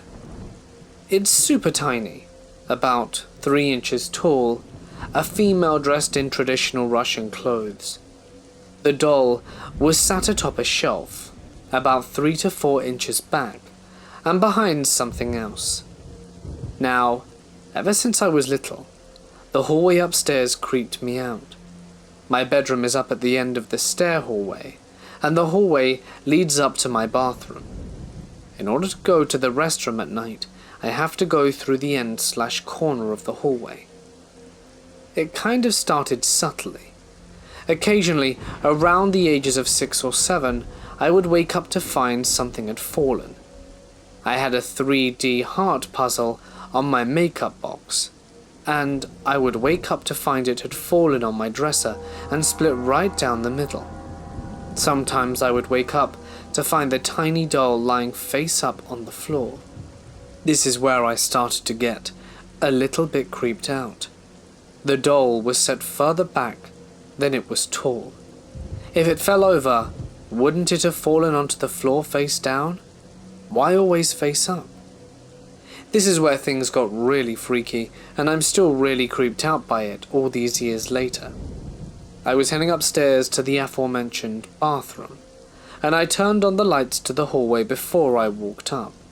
Like I said, the hallway always freaked me out, and the lights turned on and then flashed out. When I flipped the switches off, the lights flashed back on and then off again. I figured, it's an old house, whatever, and went to the bathroom anyway. The bathroom light switch did the same thing. I got frustrated by this, so I started to angrily flash the light switch on and off very quickly. During one of the bursts of light, I saw a young man in his early 20s standing directly behind me, with straightish black hair nearing his shoulders. He didn't feel super scary or dangerous or anything, but I still panicked, told my dad that the lights were having issues, and when he flipped the hallway and bathroom light switches, the lights turned on with no issue. I still feel that awful creepy feeling of being watched in the hallways to this day. I felt like I've been watched my whole life while in that hallway. The heart puzzle and the doll started to fall a little more frequently after that. I was clearly not happy about it, so when my parents were gone, I yelled for whatever it was to leave me alone. After that, the puzzle and doll stopped falling. I even moved the tiny doll downstairs and out of my room. The awful part of the top hallway still gives me this super creepy feeling though, like I'm being watched. I've had friends who've stayed in the guest room downstairs and say that they felt like someone was watching them all night, and that they heard lots of creaking noises. What this comes down to is, am I safe? I mean, I've grown up in this house, but is this ghost/spirit/whatever biding its time? Or is it all my super active imagination? Is it just me being paranoid about seeing things that aren't there? Or is this a nice ghost? Or are there other things I need to worry about? I'm just scared. Scared of being judged. I'm curious what people think. Did the ghost actually leave? Was he not real to begin with? Do I need to worry? I used to work for a relatively small security company. It was privately owned and had about 30 employees in total. They'd get a contract with a factory, and then basically your job was to sit in that factory for 8 to 12 hours when no one was working in it. So I'd be working by myself alone overnight, in a completely empty factory. In my 2 years of doing that job, I never one time saw a single thing I would call supernatural. However, I did see Dennis. One night my captain calls me on the phone and tells me a new trainee will be coming in at about 5 a.m. and to show him the ropes, teach him how to make the rounds. So you walk around the building and that's basically what making a round is. About 4:45, I step outside to the parking lot to have a smoke and wait on the new guy. About 10 minutes later, a car pulls up, stops, backs up and drives away. It was clearly visible, so I have no idea why he left, but the car passed by around 3 or 4 more times before finally pulling in and shutting off the engine. I could see him in the car, and he's just sitting in the driver's seat staring at me. In the back seat are 2 kids, probably around 6 to 8. After about 3 minutes of me wondering what the hell's going on, he gets out of the car. Dennis is messed up looking. He's about 4'10" and fatter than damn near anyone I've ever seen.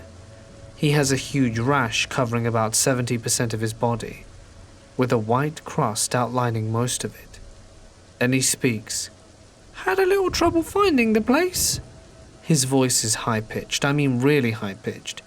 I'm talking Judge Doob in the final scene of Who Framed Roger Rabbit high-pitched. Then he extends his hand to shake mine. Without thinking much, I shake it. There's 1 finger on it. 1. The rest of his hand looks like some kind of stumpy flesh mitten. Then one of the kids gets out of the car. Has the same rash, is also very fat, and is also missing fingers. He says, "Daddy, can I get a drink?" Dennis turns around and screams in that high-pitched voice to get back in the car. I'm shocked.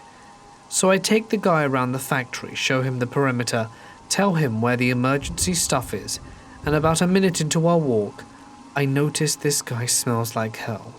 I mean, he literally reeks of bull sweat and fresh diarrhea. The whole time, he's asking me strange questions like, do I have a crush on anyone that works here? Or can he hunt on this property? He finally leaves after standing in the office, trying to make small talk with me for about 15 minutes. On his way out, he said, "We're gonna be good friends, even if you don't think so now." I went home about 2 hours later and stood in the shower for a good hour washing myself, trying to get the image of the guy out of my head. I called my captain and asked him to reassign me to someplace else. Never had to see him again. It's been more than 10 years, and it still bothers me. I also want to note that I don't have any problems or issues with anyone with a disability, but Dennis was something else.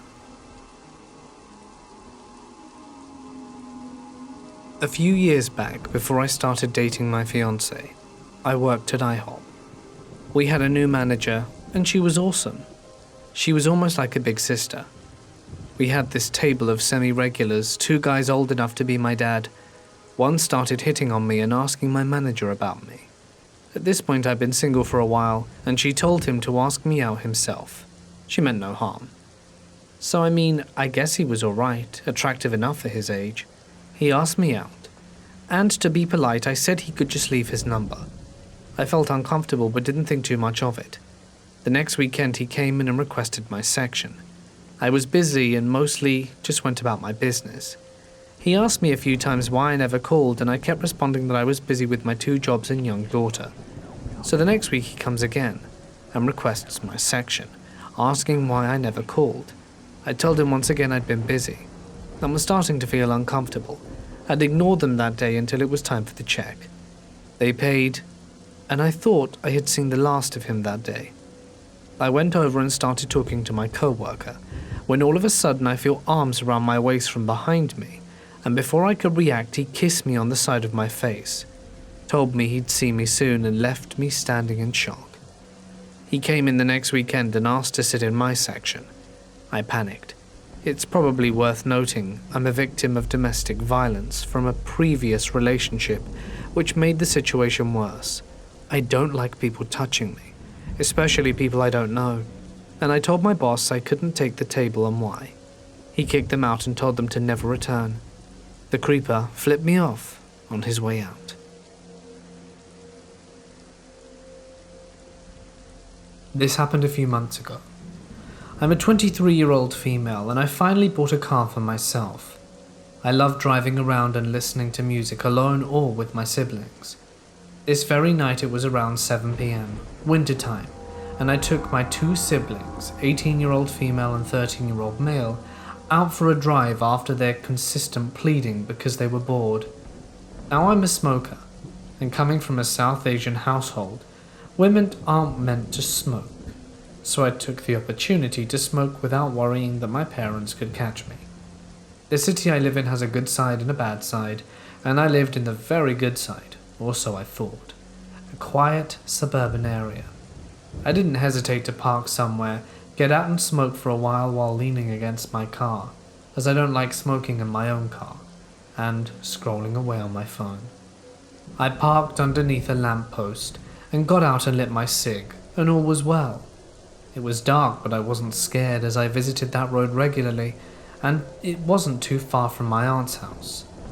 As I lit up, I looked up from my phone and looked around to see a man walk out of the shadows from a bush.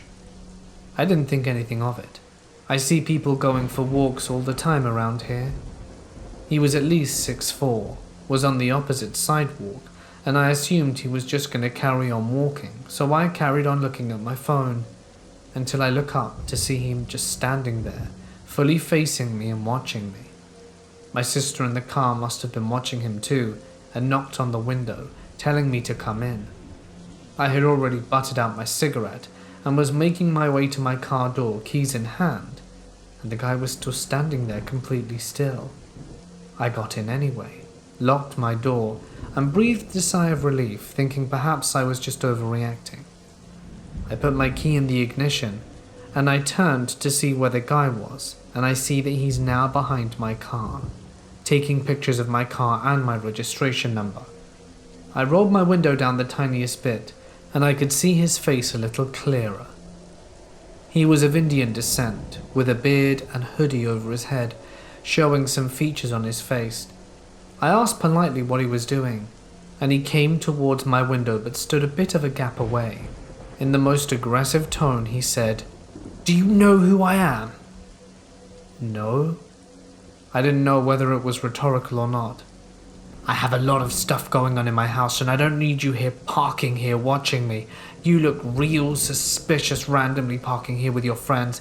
Get the hell out of there. What the hell do you think you're doing?" I nervously chuckled to myself, trying to keep calm, but my anxiety was already halfway through the roof at this point. I didn't understand how I looked in any way threatening, as I'm a small girl who's been told I look like a kid. I was in my pajamas and clearly minding my own business. "Look, I just parked here to smoke. I come here all the time and live nearby." He got right up to my window, slid his fingers through the gap, and forced my window all the way down, screaming at the top of his lungs for me to get the hell out of here.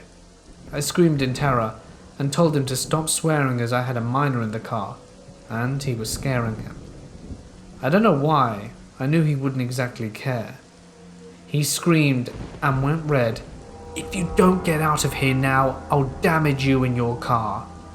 My adrenaline was already hitting peak, so I was terrified, didn't even bother putting my seatbelt on, and jolted out of there in a panic. I went straight ahead at a junction leading me to a dead end, but I took that opportunity to just calm down. My whole body was shaking with adrenaline. I couldn't even keep my foot on the clutch. My sister was quickly asking me if I was okay. Before I could even answer, I see a pair of headlights zooming towards me. It was the guy, going at least 50 miles an hour on a 20 miles per hour road. He nearly crashed into my car, but by some miracle he didn't. He jumped out the car, and this is when I realized my window was still all the way down from when he forced it down. I wanted to cry, and I quickly tried to shut my window, but he was too fast. He half threw his body into my car, through my window, and I screamed so loudly, with his ear right next to my face, I'm sure I deafened him. He was trying to steal my car keys from the ignition. I thanked my lucky stars that with my car, in order to get the car keys out, I would have had my foot on the clutch, which I didn't.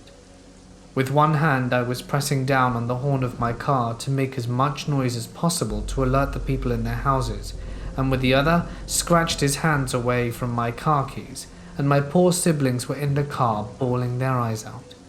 My little brother had no idea what he could do to protect me, and my sister was in the passenger seat experiencing all of this in front of her eyes. I hurt the guy enough for him to get out of my damn car. "I told you to get out of here or I'll hurt you. I told you." The guy attempted to pull up my door handle trying to open it and get in, and then I noped out of there. I didn't care that my body was half shaking like a fish out of water. My main priority was now the safety of my siblings and myself. I knew that we were making a loud commotion. I held onto the horn of my car trying to get the attention from other houses, but nobody helped. It was 7 p.m, and I was certain that people would hear me screaming, but they all acted oblivious. I managed to wriggle my way out of that dead end and went to a new street, and to a totally different area and parked. I knew this probably wasn't a good idea, but I knew the guy wasn't following me, as I drove around for a good 10 minutes. I just released my emotions, and me and my sister and little brother were just sitting there in the car sobbing away.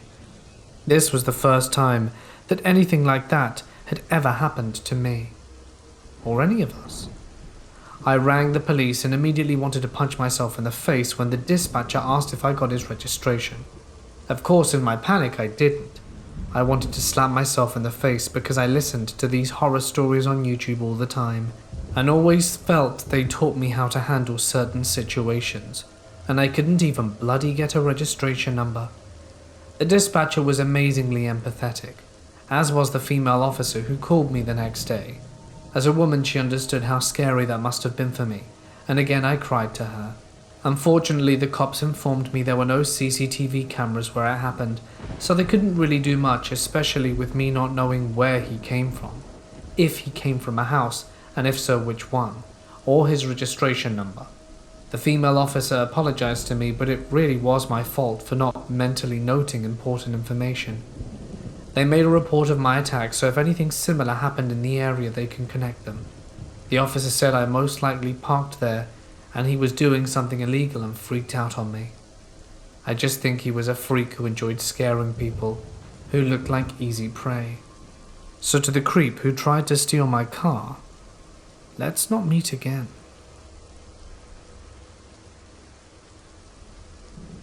"7 years ago, I lived in a 2-story farmhouse. It was built in 1908 and was both large and old. I was packing clothes and putting them in a small, unused bedroom. I was wearing my MP3 player that had 3/4 battery life. I was on my 4th trip and was hauling a load of shirts on hangers. It occurred to me, the closet was empty too. Perfect. I'll just hang them back up in there. The closet was almost a second room. It had a short, glossy wooden door. The area was 3 times long as it was wide, with hardwood floors. The lacquer still smelled, even though I'm sure it was fresh 100 years ago. I ducked fully inside and thought, this is a weird little place to be. Suddenly the music doubled in volume and changed to something that wasn't music. It was like, I'm not even sure, rapid nonsense. Fast electronic babbling. It scared the hell out of me and I flew straight out, looked at the MP3 player and it was suddenly dead. I'm a pretty rational guy. That MP3 player could sometimes show more battery than it actually had. It had done it before, and maybe the sounds were some sort of malfunction before shutting down. I don't really believe in ghosts, but I'm telling you it shocked and frightened me to the core. My skin felt electric for an hour after, and I've never felt comfortable in that room again. My aunt has always been a lover of creepy things. She likes gory, spooky, haunted things. She's sort of the lovable oddball of the family. She's always been crazy about these things called living dead dolls. For those of you who don't know what they are just terrifying looking collectible dolls. Basically, purchasable nightmare fuel. She'd bought a bunch of them and had them on display in her home. I've never been a fan of dolls, let alone ones meant to be scary, so this creeps me out a lot. She ran into some financial trouble and decided to start selling things on eBay to make some extra cash for bills. As much as it broke her heart, she decided to sell one of her more popular living dead dolls on eBay. Almost immediately after she posted the doll, there was an offer. She gladly said her goodbyes, boxed up the doll and mailed it. No problem. A week or so later, she got the box back, in the original packaging she sent it out in, but with a note saying undeliverable address, meaning she must have written it down wrong, or it wasn't an acceptable place to deliver a package. My aunt figured it was just a spelling error and didn't think anything of it. She didn't open the package, she just put it in her closet. She went on eBay to try and contact the buyer, and to her surprise, when she logged on, she already had a message from the buyer saying how she got the doll and how much she loved it and couldn't wait to brush her hair. She also described the doll in correct detail. Yes, there was also a picture of the doll on Amazon, and my aunt was pretty freaked out.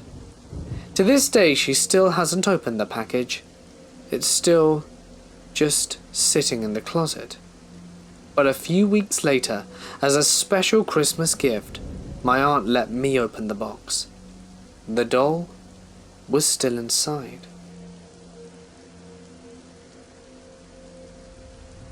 This happened 2 years ago.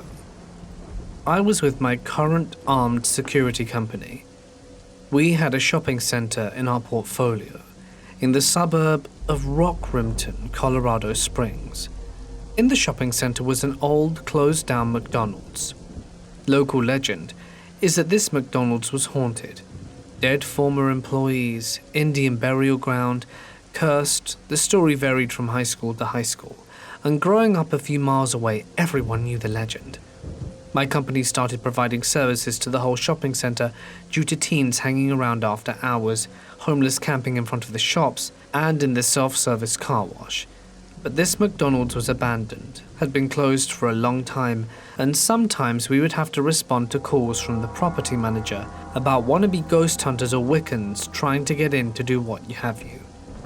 Well, one night in August, while training a new hire, we were walking around looking for kids and homeless, when from the car wash we heard an ear-shattering scream from inside the McDonald's. We run straight over, flashlights and guns drawn, scanning every corner of the exterior structure. We had no key to access the inside, but were permitted to enter if someone had forced their way in. But there was no sign of an entry. No damage, and the fire ladder to the roof was still up. So confused, we looked at each other, wondering how a scream could have come from inside. The new guy was fresh from the army, and was new to the area, so he had never heard the story. I began telling him every version I knew, while he kept shining his light through the window to see if anyone was inside. While on the last iteration involving the Indian burial ground, the new guy yelled out in the least manliest scream I've ever heard. Without the words finding their way out, he just pointed to a window.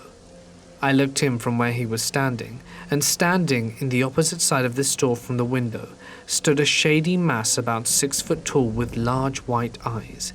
It stood there examining us for a brief moment, then darted into the back kitchen area. I grabbed the new guy by his shirt and started running to the back door on the opposite side of the building, thinking some prankster would run out. But no, the door was padlocked from the outside. We called the property manager and the CSPD out to search the building. When the property manager arrived and opened the door for the cops to clear the building, he came over and asked, "Saw it, did ya?" 3 of the CSPD officers came out within a few minutes saying nothing was inside.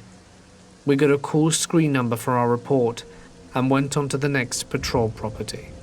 For the rest of the night, the new guy was very quiet, saying very little, and after his first solo night on patrol, he ended up quitting the next day.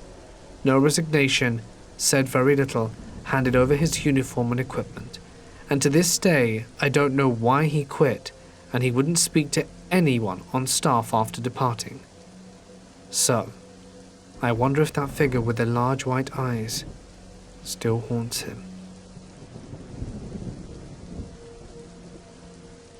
I'm 16. I hadn't had a job yet and I really wanted to work. I needed to get out of the house, so I got an interview at Popeyes in my city. I get there around 5 minutes before my interview. I have really bad social anxiety and struggle to speak in certain situations. By the time it was my turn to be interviewed, my nails had been gnawed off. I was very shaky, and I could hear it in my voice. I had been listening to what the previous girl had said. I like examples of what to say or do, so I thought I was ready. No masks were worn, mid-COVID, and this man did not put his on. Perhaps that was the first red flag. He was also looking toward places where I was trying to maintain eye contact. I was wearing one of my mum's cardigans, so I crossed it over my chest. When I did, his attention finally fell back to my face where it should have been, especially since I'm a minor, and he obviously knew that. He bit his lip a lot and would sigh weirdly. It was like a moan. Obviously uncomfortable, I tried to take his attention from me onto some random questions and started to ask about the restaurant and stuff, but he answered very dismissively. In the end, I get the job. I was told an email was going to be sent to me within the next day or two with my login so that I could start training. That is an important detail. I give it 2 days and I received nothing. I call and they tell me to call back in the next day at 3 because he's out of town. I go to high school full time and don't get out until almost 4. By the time I called, he had gone, and I called multiple other times to no avail. Finally, on the Saturday, he answers. He tells me how I was supposed to stay after the meeting to get my login info from the assistant manager. That's when I'd had enough. I'm already a very short-tempered person, and given this man every ounce that I had. I told him that I applied, and he said I was hired, and he said that I would receive the email with my info, and I wasn't given any other way to contact him.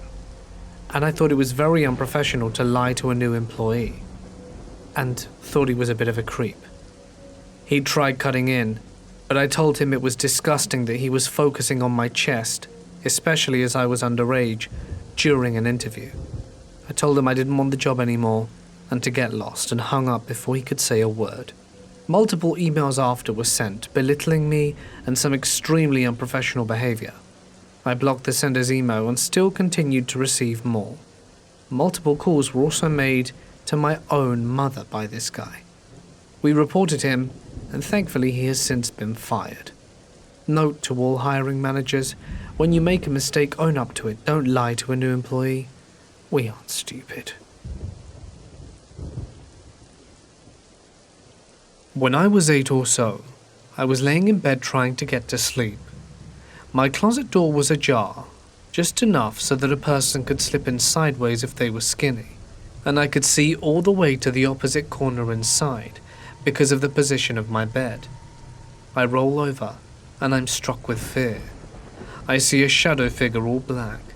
He looked like he had a trench coat and matching fedora hat. He looked at me, smiled somehow without a mouth, and disappeared into the back of the closet. This was not a big closet by any means, so I was frozen with fear. I stared at the closet all night until my mother came to get me for school. She was pissed that I stayed up and let me stay home to sleep. Even after telling her what happened, she of course didn't believe me. Fast forward to 16 and I was in my room. It was 2 a.m, a weekend, and I had my lights on and the TV was going. Everyone else was asleep. I'm at the foot of the bed and my back is directly in front of the closet door, which is shut, when I hear a noise. I turn around to see the closet shimmy open. Now, my closet needs force to open and close, as the hinges are not leveled. You need to lift the door for it to open. So I'm staring at the door open itself just a little. I'm frozen with fear, remembering the time I was 8, when I watched the door creak open a little more. Then one more time. I resolved myself to run and shut it, which I did with no resistance. I told my parents again the incident the next day. They said because I have a window in the closet, the wind opened it. I've been in that closet when it's storming outside, not the faintest breeze, and it's painted shut. No one believes me, but I still hate this closet.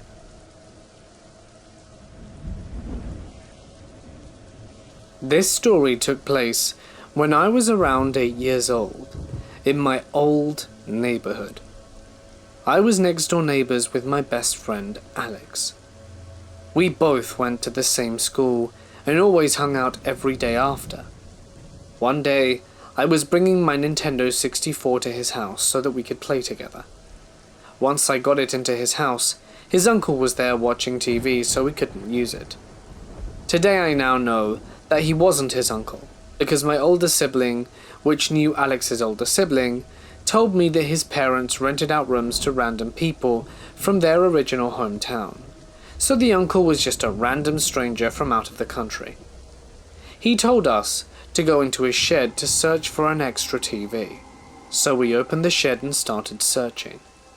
We found an older TV, but we could use it.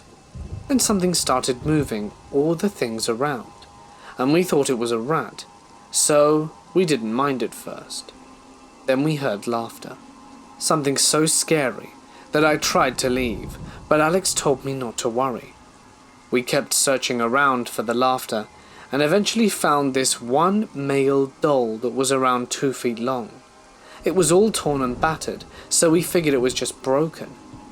We sat it down and decided to go hook up the TV in his room. We played for a while until his uncle left the house for food and his parents were at work, so we were home alone. We started hearing noises at the house, but figured it was nothing. But then we heard the laughter. The doll was moving around the house carefully, which we saw through the small peek underneath the closed door. The doll was looking for something, probably us. We were both freaking out, but we knew we had to get away from the house. As we were leaving, we heard the doll laughing through the window. We stayed at my house all afternoon until his parents returned. Ever since that day, I've always experienced weird things at my friend's house, like having YouTube videos end abruptly and start playing other random things like clown videos, which I think is a cereal commercial from the 70s. I ignored all these weird signs for the rest of my childhood, and we recently met up, since we went to different high schools. Somehow the topic of the weird things was brought up, and I asked him if he remembered them. He said he did. But I wonder if this will be the end of the story. I certainly hope so. When I was 17, I worked as a busboy at the high-end country club restaurant. It was the sort of place where people paid all-inclusive yearly memberships. They could roll into the restaurant after 9 holes, stuff their faces and get wasted, and then head back out for more grass hockey. Anyway, policy was that the restaurant closes when all members are finished. This could mean you have to leave at 9 p.m. or 2 a.m., depending on which members were hanging out. This could mean some late nights. One of the fun parts of the job was hopping into one of the staff carts and driving around the course to restock all the snack shacks. These were the little stalls that had sodas, chocolate, and other miscellaneous crap that you could jam into your face while watching a buddy 8 strokes deep in a bunker. Late one night after a wedding reception, and after we fed and shot the ship with a band, I got shack duty. Everyone else was busting ass on cleanup and next day prep, so I went solo. I was stoked. It was accepted practice to nab a few bars for oneself while doing the rounds, so I hopped into a cart and headed onto the course. At this point it was getting close to 3 a.m. So I'm not sure if you've ever been out on an unlit golf course at 3 a.m, but it's a little surreal. It's not like you're in the wild, everything is too smooth lines and picturesque, but you are far away from everything. A lot of fencing to help keep up critters and people too. Never really had any concerns about being there late at night. Except this time. I'm at hole 6, heading up to the snack shack, like a porta-potty-sized pantry, in the cart, when the door, only closed by staff at night, locked in off-season, slams shut. Before I can really react, someone screams from inside, "I will kill you." So I lose my crap and beeline back to the resto at the cart stop full speed, crapping brakes and attempting not to think about getting shot in the back. By the time I get back, I've convinced myself it's a prank and everyone is going to be laughing at me. But my boss sees my face. I tell him what happened and he tells me only a few people haven't clocked out and that it's not staff. Police come out, take statements, and search the shack. All the food and soda is gone. The interior is plastered with crap and blood, and random letters are found on the wall. They found a hole dug under the perimeter fence, and I stopped doing night runs to the snack shack. They tore that one down. Good times. Can't see anything without golf without thinking about it.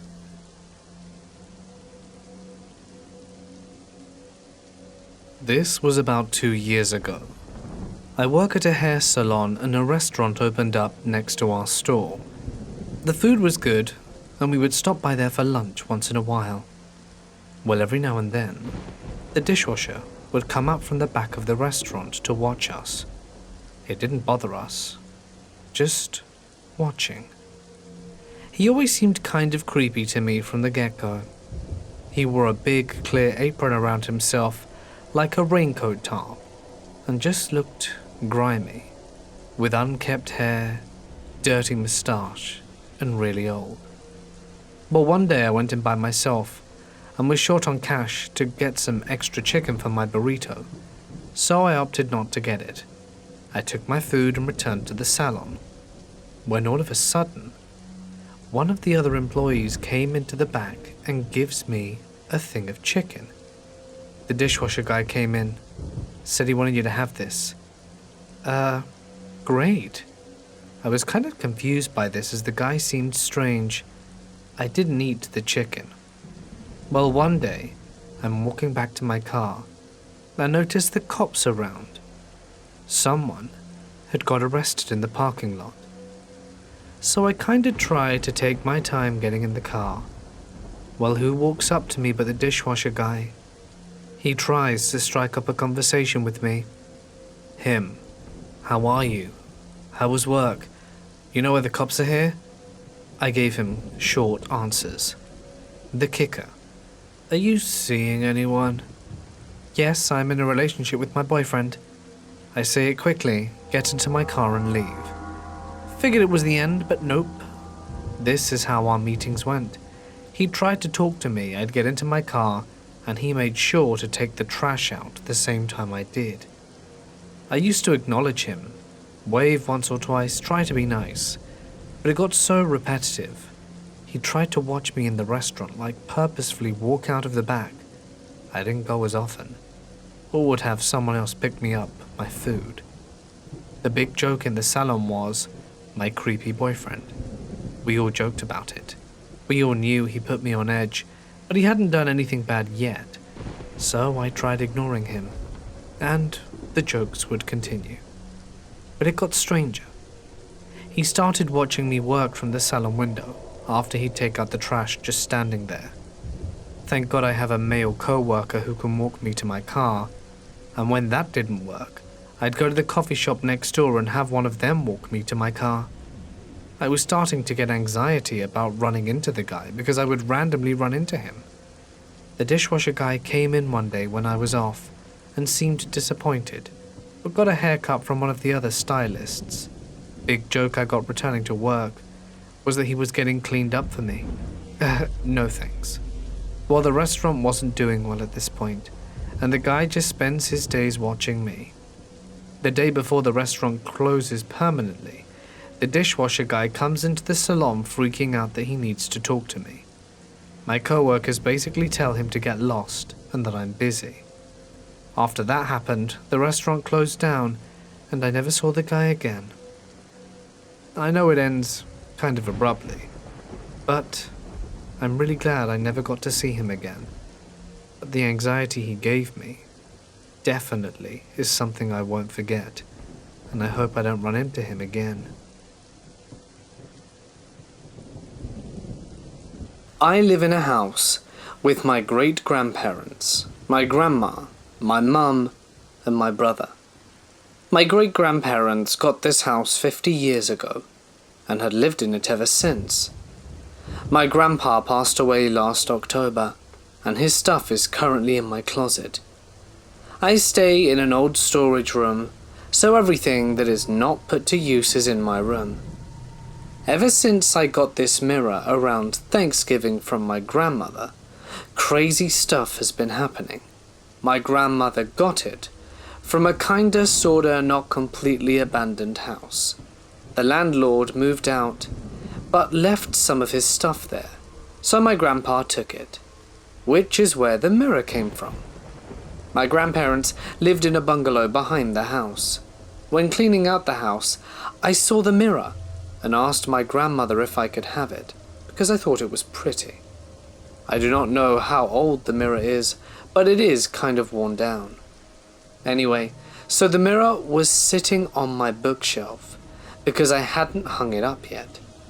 One day, I was cleaning my room, and the mirror literally flipped and landed in the middle of the room.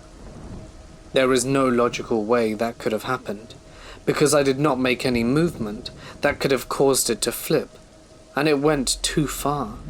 It's almost as if someone pushed it. The mirror didn't crack, it was completely fine, so I didn't think much of it and put it back on my dresser, so that it wouldn't fall again. About 2 weeks after that, my deodorant was sitting on my headboard and flipped and landed in the middle of my room. At the time, I was on the phone with my boyfriend, so I told him about it, put the deodorant back, and joke around a bit, and that was it. Now, we are going to talk about things that have recently happened. So me and my boyfriend have basically been stepping our relationship up a bit. And any time we talk about something like that, or we talk about it over the phone, weird stuff happens. I went to shower while I was Skyping him, and my phone started messing up, so the call ended. I ran out the shower and called him back, but it took me about 5 minutes.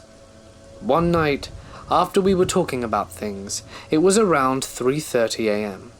He was asleep, and we were still on the phone. My closet door started wiggling back and forth, and that continued all night. I can't remember anything else that happened, because I've gotten so used to it by now. Tonight, I was just in bed, and a bottle that was on my headboard fell right on my head. Maybe it's because I was moving a lot, and it freaked me out, but I'm not sure. I was talking to 2 of my friends about it, and they told me someone's story about what happened at their house. My first friend said my Harlequin doll fell off my shelf dresser. It's old, and it has a huge mirror and 2 shelves on each side, and landed on my floor. So she picked it up and set it on the dresser. When she came back, it was sitting on my bookshelf. My other friend said she woke up randomly in the middle of the night, and she couldn't move, and saw a white figure in the corner of my room, and she started to cry. Both of them just informed me now about this tonight. I also have a porcelain doll that I got from my 5th grade dance as a prize, and I'm in 10th grade now. I do not know the history of the doll, but it had moved before. It's a doll with brown hair, and she's a bridesmaid. It started turning and moving of its own accord. So my mum took it and put it in the top of her closet, maybe the beginning of this year, and we haven't taken it out since. But I've been talking about it.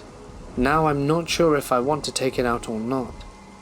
I honestly do not know what to do at this point. I don't know what's going on, and it creeps me out. I'm scared to move it. I'm going to tell you about the time I spent living in my dad and stepmom's house. I'm 25 now and married, but the story takes place from 4 to 20 years old. Please note, my sister is a medium, a good one at that, but I won't really touch on that here. This is only one of the many stories I have about the house. The first time I got nervous in my new home was when I turned 6.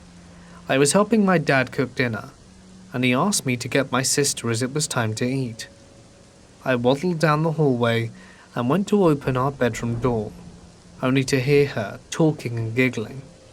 I opened the door slowly to see her brushing her doll's hair while talking. Thinking maybe she too had pretend friends, I asked her who she was talking to. She answered and smiled. The little girl in the closet. I took it as her meaning the doll, because that's where it was. Regardless, I told her the food was done, and the night proceeded as normal. This proceeded to occur for a while. A few years later, I just ignored it, and my parents didn't believe me until they caught her doing it. Suddenly, I wasn't so weird. From talking to no one, my sister progressed to sleepwalking. Usually, she would go to the bathroom and would just stare at herself in the mirror, eyes wide open, but there was no one home. My dad sleeps incredibly light and would wake up when she passed his door and tell her to go back to bed after a while. She never once would say a word. I mentioned the sleepwalking because by age 10 I was terrified of the house. Every night I would cry when I stayed there, and I told my dad that someone was walking the halls, or that someone was in the house. He would just tell me it was my sister, or just the creaking of an old house. Little did I know once we moved out, he would come to tell me he had heard it too. It scared him, and it wasn't my sister. Time passed, and I moved into my brother's old room. My dad built an extra room in the basement, and my brother moved down there so that he wouldn't have to be next to his annoying younger sisters. So when I was moving into the room, I was clearing out anything he left, sweeping and generally cleaning what was needed. While I did the closet last, I opened up this tiny closet, and on the top shelf was a globe. I figured it was my brother's, so I went to ask him. It wasn't. It wasn't my dad's either. I went to my stepmom. She said she'd found it when she moved in, and she had forgotten about it. Not really caring at this point, I put it back. I didn't use the top shelf anyway. For a long time, only small things would happen. The feeling of being watched, the sound of footsteps or giggling, and general unease. Maybe an open cabinet, on the offhand, or a door slowly opening. Until I was 18, that is, when I moved in for the summer because my mum worked out of state for a time. I remember one night I heard a door open as I was nearly asleep. Figure it was my dad doing his good night checks, I stayed in my loopy state. I felt something brush my hair back, and then walk away, and the door closed.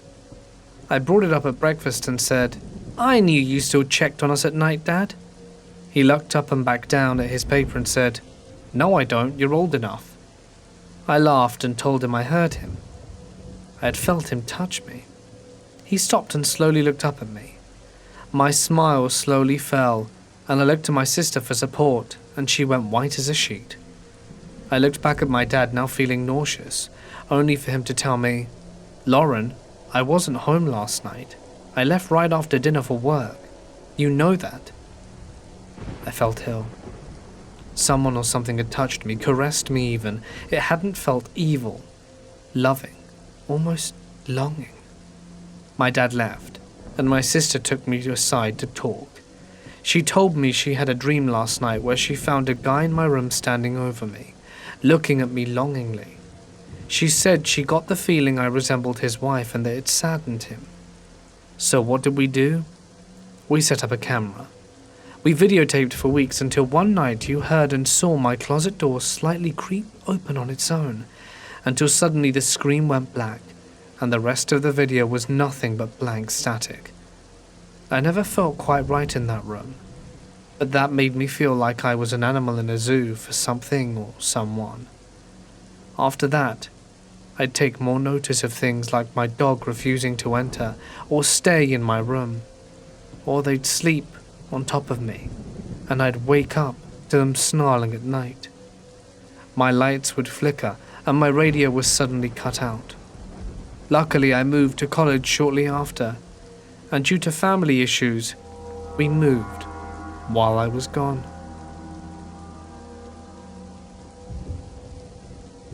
This happened to me many years ago when I was 18. I was on one of my first jobs. They didn't really pay much, and it was part-time but perfect for a student. The job was in an old cinema that was being removed and demolished, and they hired us to prevent theft at night. It was a conflict zone. My work consisted of watching some monitors and making rounds every hour. Simple stuff. You had to go through some areas, do a few checkpoints, and the cinema was old, from the early 70s. The basement was nothing special, but it wasn't nice. It was dimly lit, and quite long, at least 50 to 80 meters long, with a width of about 2 persons on average. There were doors at the left side every 5 meters. In this zone, we had to make sure that every door was locked and continue to the next door until the end. Well, I was there checking the doors one by one, and at the end, when I checked every single door, did I understand that everything was fine, and I started to take the stairs to return with my partner. The moment I took the first step, I heard a clear sound, which, to me, sounded like the door opening. Something quite remarkable given the shape of the connector, and the fact that at night sound travels extremely loud and quickly. I turned, and can see one of the first doors open very slowly. My first thought is that someone was inside and had pretended the door was locked. Nothing paranormal crossed my mind. Quickly I pulled the club out and began speaking to my partner via the walkie-talkie so he could come and support me. When I did, I started walking in the direction of the door as silently as possible, trying to hear anything from the inside of the room. Suddenly, the light inside the room turned on. I'm now convinced there's someone inside. After what felt like an eternity, my partner comes running down without asking me any questions, as he understood that the door was open and the room had been turned on. We get together carefully towards the entrance of the room. There was no one inside. We checked every single centimeter in that room. Full of stuff from the cinema, spare seats, etc., but there was nothing. I remember how we sat in silence after we searched it profusely without finding anything, without understanding what the hell had just happened here.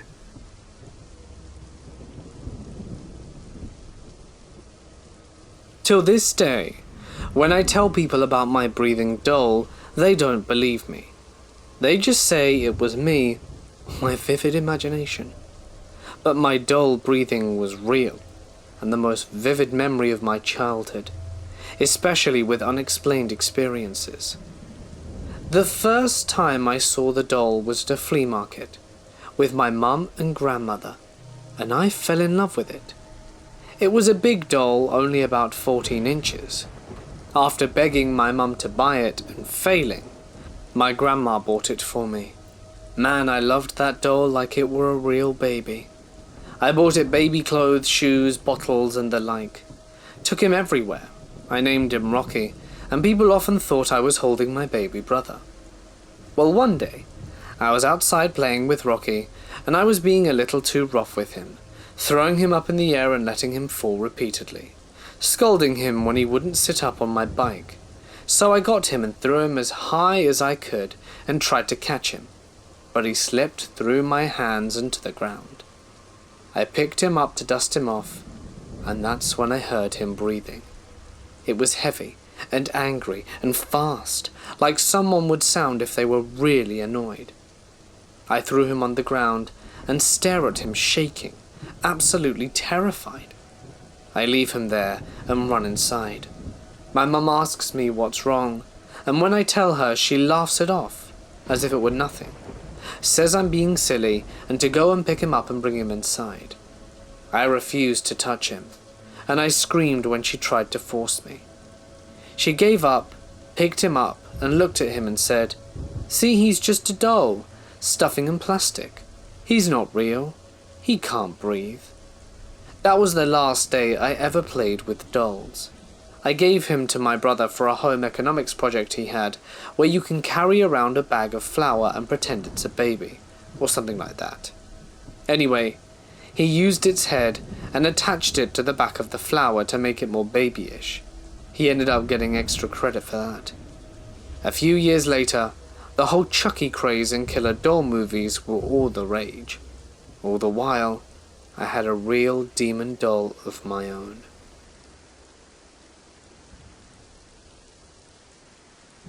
I went to school at a small private women's college in Pennsylvania.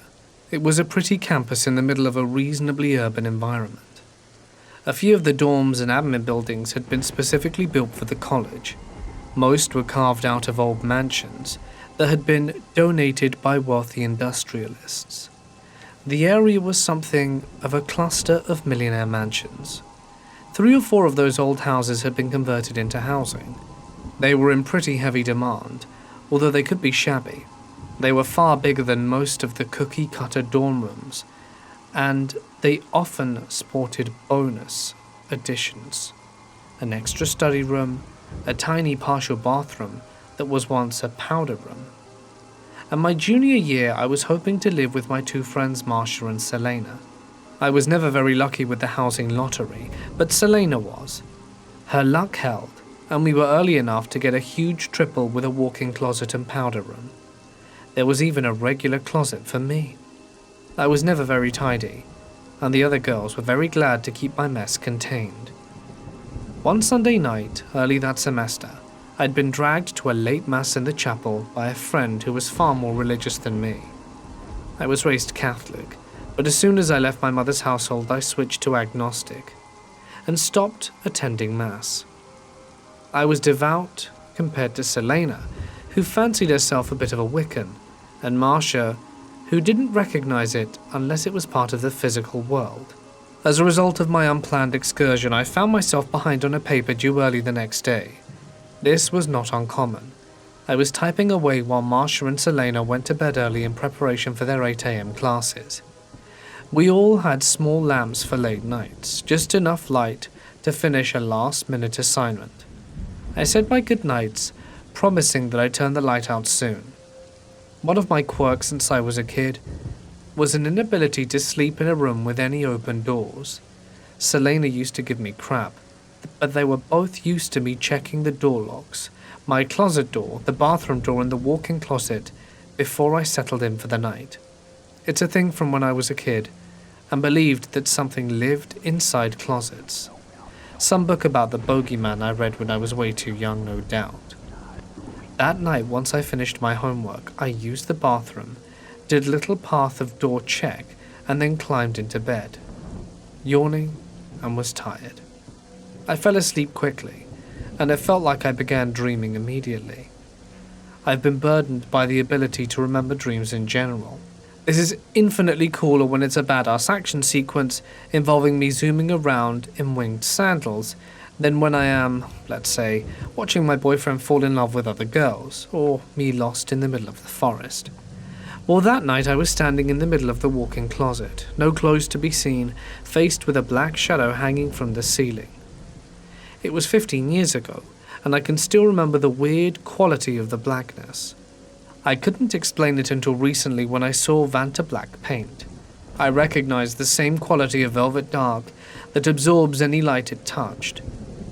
It moved silently down, vaguely humanoid, but the neck tilted too far to the side. In my dream, I backed up, feeling waves of what I can only describe as evil. I've never been in the presence of something that felt so tainted and ugly before or since. As I backed away, it followed, extending a hand and beckoning me forward with its finger. I knew that if it touched me, something bad would happen, and I backed up until I hit the door. I woke up gasping, wanting to scream but couldn't make more than a squeak. I was frozen in place, either by the dream or just by the sheer fear of the evil. It was probably only a minute, but I finally rolled over onto my side. The headboard of my bed was against the wall, where the walk-in closet was, and it was about 4 feet away from the closet door. It sounds like such a non-issue, if it wasn't for my habit of checking the doors. The closet door was wide open, not only a crack, not something that could happen from a draft and an unlatched door. Wide open. And it was the only time that ever happened in 9 months. In the days before computers, I worked in the offices of a large moving/shipping warehouse. During summer, people move more than in winter. One summer night, my desk was piled high with papers, and I was working late. I clocked out at midnight and my mum had to come and pick me up. When I came out through the big glass double doors of the office to greet my mum, the doors did not lock behind me. I could not in good conscience leave the place with the door unlocked. I explained to my mum and I went back inside to find another human. The office was a 2-story building, so I started upstairs where I worked. There wasn't a soul there at midnight, so I jogged down the hallways looking for an open door, just hoping to find someone who was still on duty. I didn't want to have to go to the warehouse for the night watchman. It was a dark and creepy walk to get there. I moved downstairs and repeated the hallway jog, but there was nothing. Then I went into the break room. It smelled awful in there. There had been a glass coffee pot sitting on the burner at the end of the day shift. It had been there for 7 hours, evaporating the liquid into one solid black ash. I sat the pot in the dry sink, as the water would have surely broken it via thermoshock, and I turned off the heating element. I still needed to alert someone, anyone, about the front door situation because I had already taken so long. I wanted to give my mum an update. But this time, when I went through the front door, the doors locked behind me. Someone, or something, seems to have been watching over the business that night.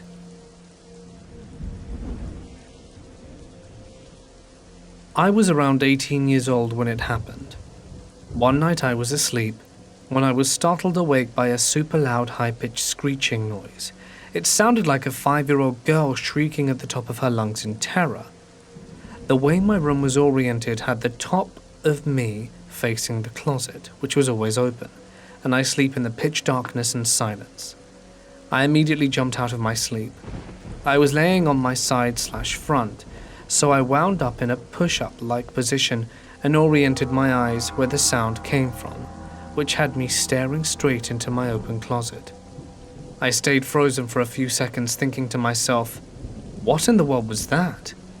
I must have dreamt it. It sounded so real, though.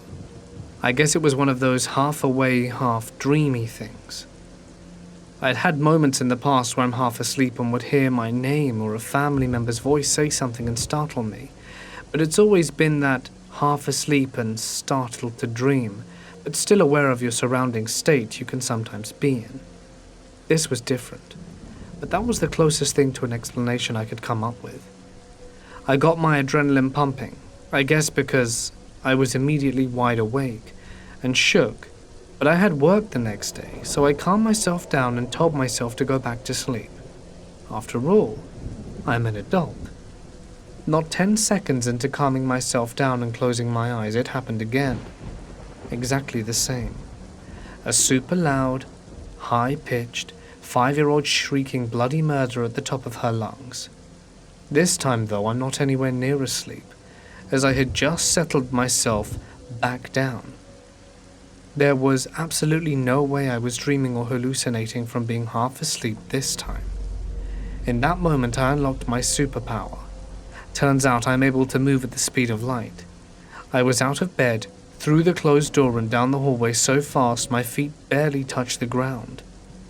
Out of my bedroom, down the hallway, and straight into my mum's room to scream at her that there was something in my closet.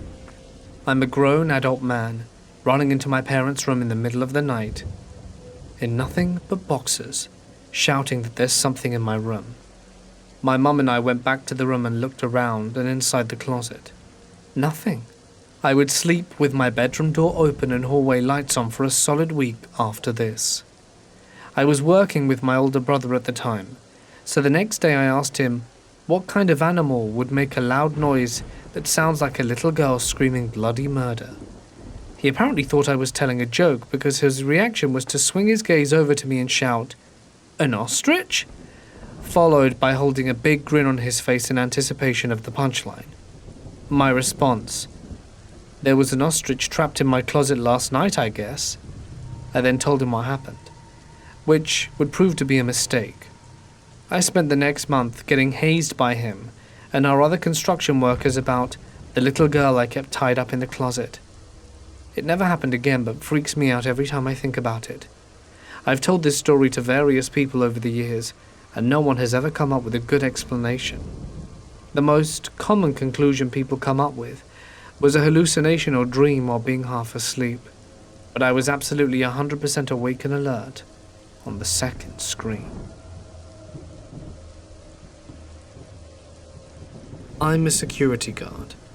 On a night many years ago in early November, I'm working at a meat packing plant, guarding the outside, making sure no one steals the cars or breaks windows, that sort of thing. The plant happens to be near a body of water, so shortly after nightfall, a fog bank rolls in. Now, I've done work in fog before. It's not exactly pleasant, but who cares, right? I can still hear, and I know where everything is. So if someone tries to screw around, I'll hear them, even if I can't see them. But this fog was so thick, I could literally not see further than maybe 15 feet in any direction. Total whiteout. Again, not fun, but nothing to write home about either. I'm halfway through my 0130 patrol when I think, geez, this is Silent Hill thick fog. My mind goes into overdrive, and suddenly every sound is a monster, every scrape is a killer with a knife. I spend the next 4.5 hours more terrified than I've ever been, and when my shift finally ends I have to drive home. There are no streetlights in that area, and I'm convinced at every second that I'm going to hit someone, or that someone is going to hit me. The very second I break free of the fog, I pulled over and took 20 minutes to stop shaking.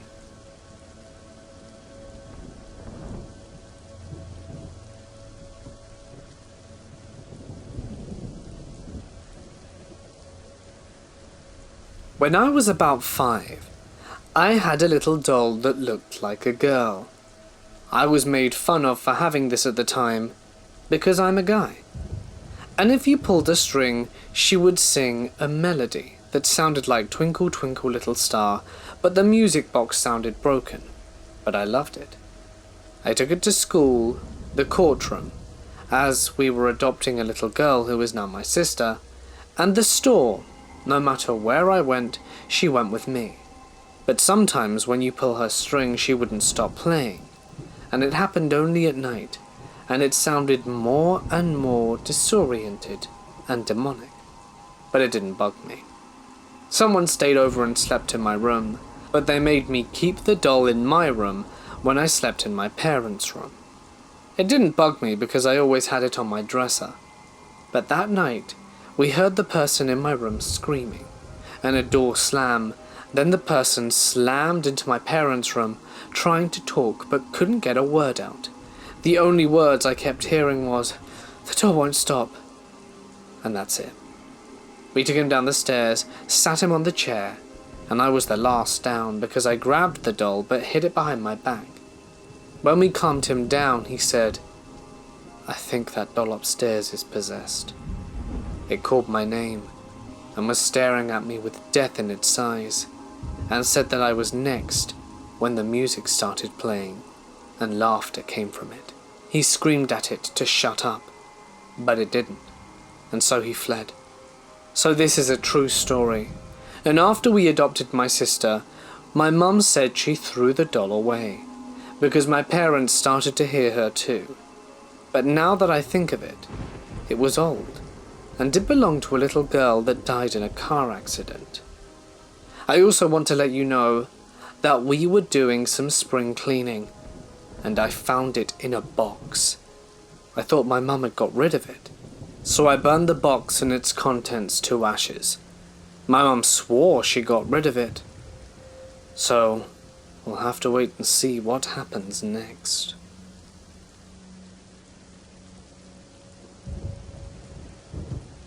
My parents divorced when I was 10, and my dad remarried and moved into a new house about 2 years later. Yeah, I know, moved on real quick.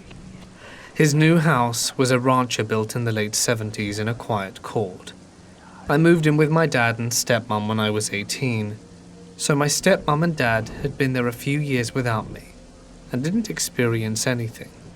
My sister, 6 years younger, would stay with us twice a week and every other weekend. We both had our own rooms, and the house was set up like a regular household.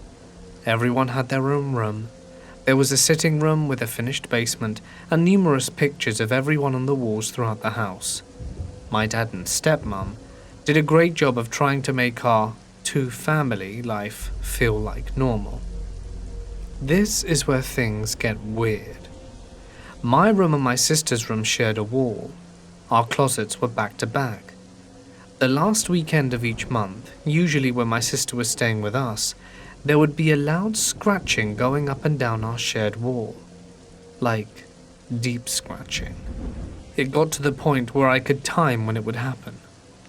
It would start at what sounded like in the wall of the basement below our rooms, and worked its way up our floor, moving back and forth on the shared wall in our closets.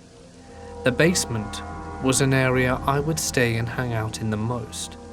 I was a waiter at the time and would come home late after finishing a shift, in through the side door, entering through the basement to not wake up my dad and stepmom. I would never sleep down there, ever. I'd always get an uneasy feeling being down there for about an hour, putting it around 3 to 3:30 a.m., and I would literally bolt upstairs to bed. Well, this last night, the scratching happened. The most intense time. Items on the dresser were shaking, and the dresser was up against the same wall, and pictures on the wall fell off. My 2 guitars that were hanging on the wall fell off right in front of my door, almost landing in front of the door as to block me from leaving. I got out my rosary and started praying right away, and after, I felt less scared. I turned the TV and my nightstand light on and fell asleep. My sister was a heavy sleeper, like I was, but had never been awoken by this. After her weekend visit was over, she went back to my mum's house where she officially lived. My mum texted me a few days later, saying she was acting different, and her laugh and sometimes her voice were different. They had a deeper tone, and she was using extremely offensive language, which wasn't like her. The very next week, my sister was admitted to a mental institution for threatening to harm herself. My stepmom is an atheist, and my dad is somewhat of a non-believer. My mum is very religious and spiritual like I am. I've always been somewhat sensitive to experiences, but this is the only super negative one like this. 11 years later, my sister has gone through a wide variety of therapists and been on different medications to help her mental state. She is now becoming more and more like her old self. I know certain things like to pry on the weak-minded. At the time she was 13, going through a split household, puberty, and about to start high school. Based on what I've just said, does anyone think this could have been from a darker presence? I work in the middle of a Navajo reservation at a power plant. Naturally, it's kind of creepy driving to work at midnight, and I've seen a few things. One time it was raining. I was driving down the highway after leaving a gas station, jamming to some Ashley by Escape the Fate. My Spotify playlist is a very confusing place. I see headlights heading right at me. Me being me, I slam it, going at about 75 when suddenly the headlights veer off into the desert. But they were not headlights. They were just 2 orbs emitting light. They shot off into the desert, and I drove the rest of the way to work with my jaw dropped. On another night I was driving to work. It was about a 1/4 mile from the entrance to the power plant. There was a car behind me. We're going uphill doing about 40. This blue orb comes out of the desert and goes through my car. As I made contact, all my gauges dropped to 0. Battery, gas, RMP, MPH, temp, oil, everything. For what seemed like minutes, then suddenly everything came back and I drove to work. I told a co-worker, and he said he saw me coming up the hill, but my lights went out. The last light story. I was driving to work just the other day. When you're coming up the hill to work, you can see the whole stretch of the highway, which is about 5 miles from town. As I'm starting the hill climb, I notice a car coming up pretty fast behind me. I've got about pretty close. Then the right light went out, then the left, which would have meant it turned to the left. But if it took a right, it would have gone straight into the desert. Now, the building I work in is also part of the warehouse. A few people have perished in here. One night I was on lunch break. 15 minutes is more of a potty break, and was walking down the corridor and just past the women's bathroom. Out of the corner of my eye, I see a black figure standing in the doorway. My heart stops, but I keep walking. I know it's either my imagination, but I walk into the men's room, drop trow and start pooping. About 30 seconds into my poop, the door opens. It's 4 a.m. The warehouse is closed until 7 a.m, and I'm the only person back there. I hear footsteps walking, and an overwhelming smell of a spicy men's cologne with cigarettes. The footsteps got closer and stopped at the shower. Suddenly the lights go out and I pinched my turd, pulled everything up, didn't even tuck in my shirt and booked it out of there, and finished my poop in the bathroom where I work. Didn't go back there for a few months now. Now I poop back there every day and just keep a flashlight with me.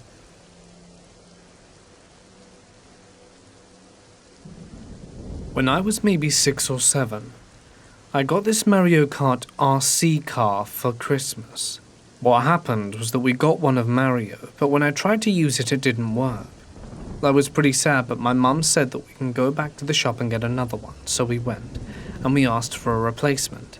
However, all of the Mario ones were out of stock, but they said there was a Yoshi one still in stock, so we got that one instead.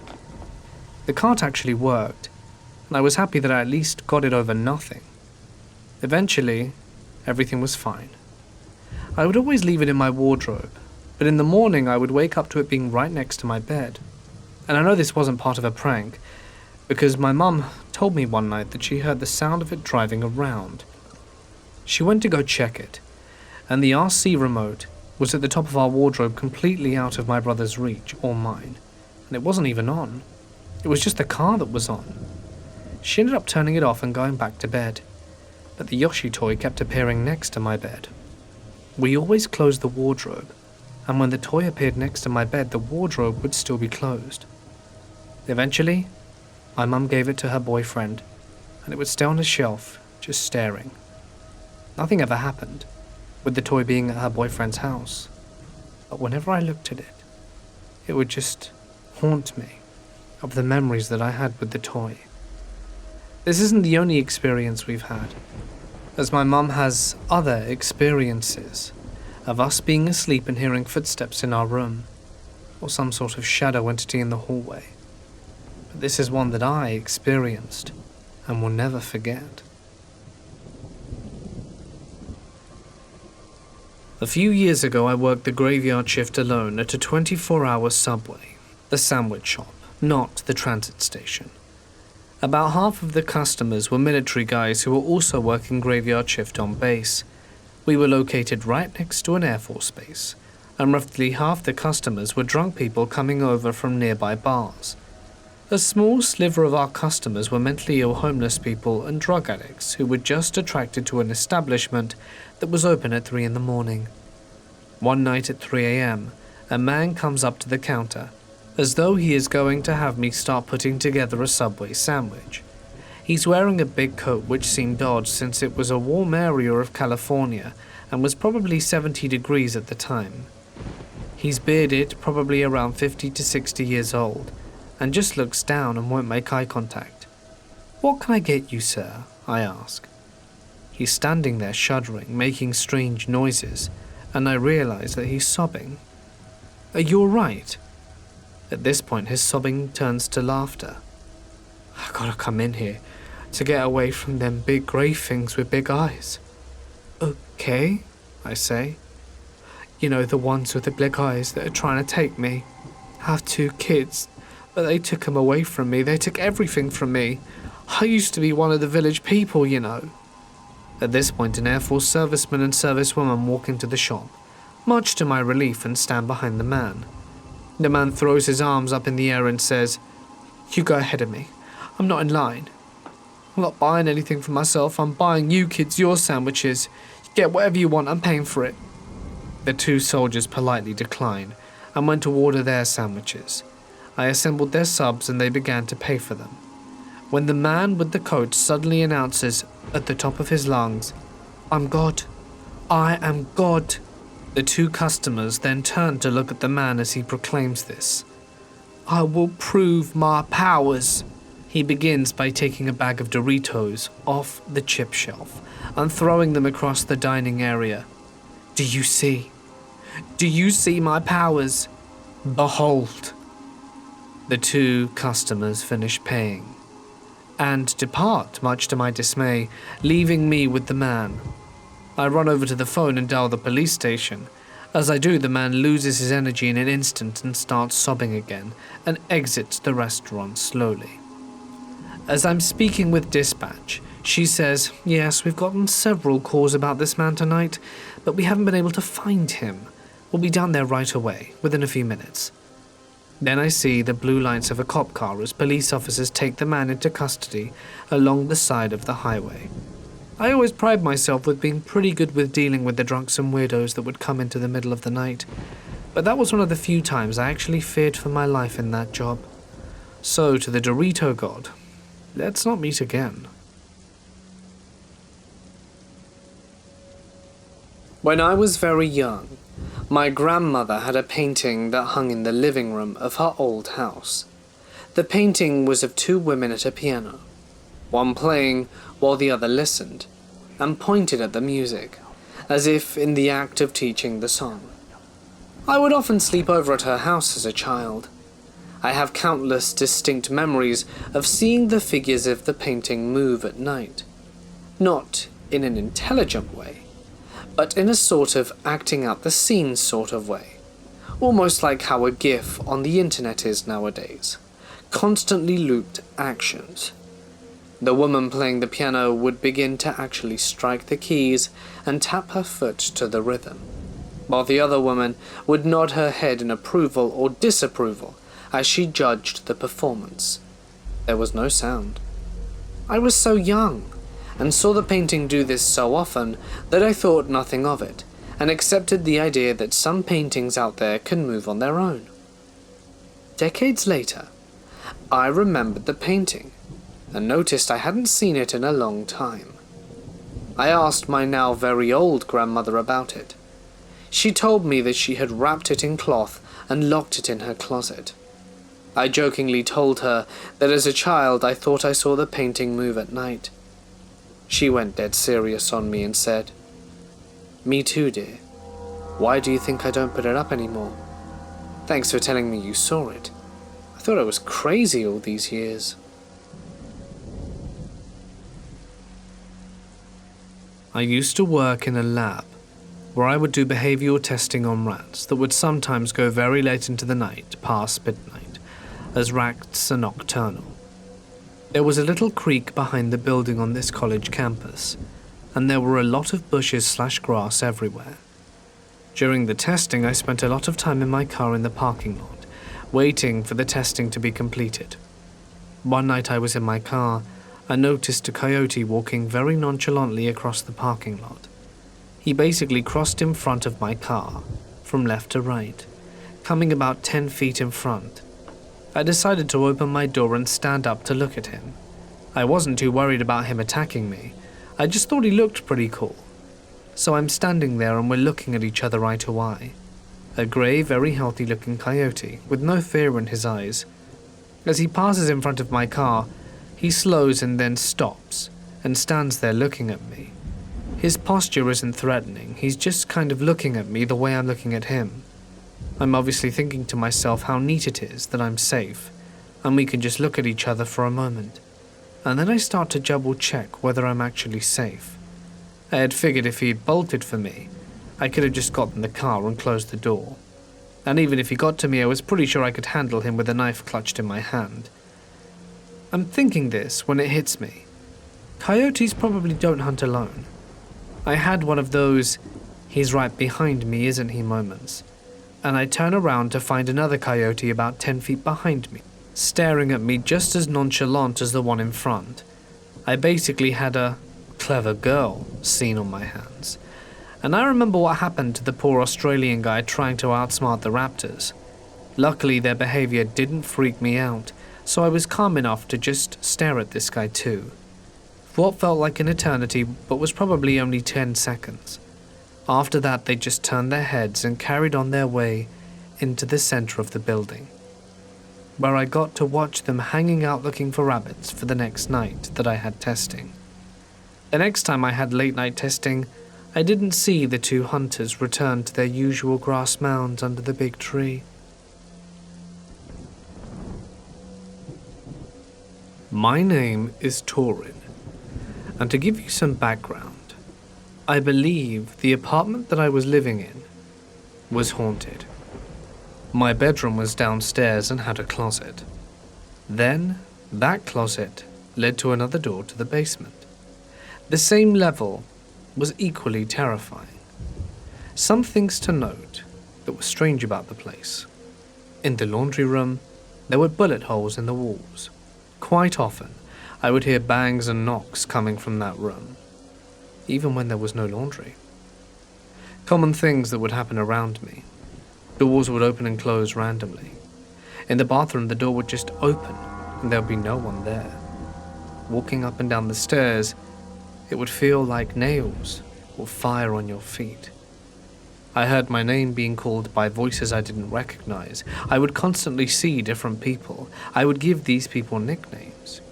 There was a doorman, a tall figure that would stand right behind my front bedroom door, who would stare at me and smile. There was an alien dude, a creepy short thing that looked like a messed up version of E.T., who would be in the corner of my room by my closet, who would move closer and closer to my bed every night, with very creepy breathing. Every time something strange or scary happened, I heard my heartbeat, and naturally my body was sensing that something was going on.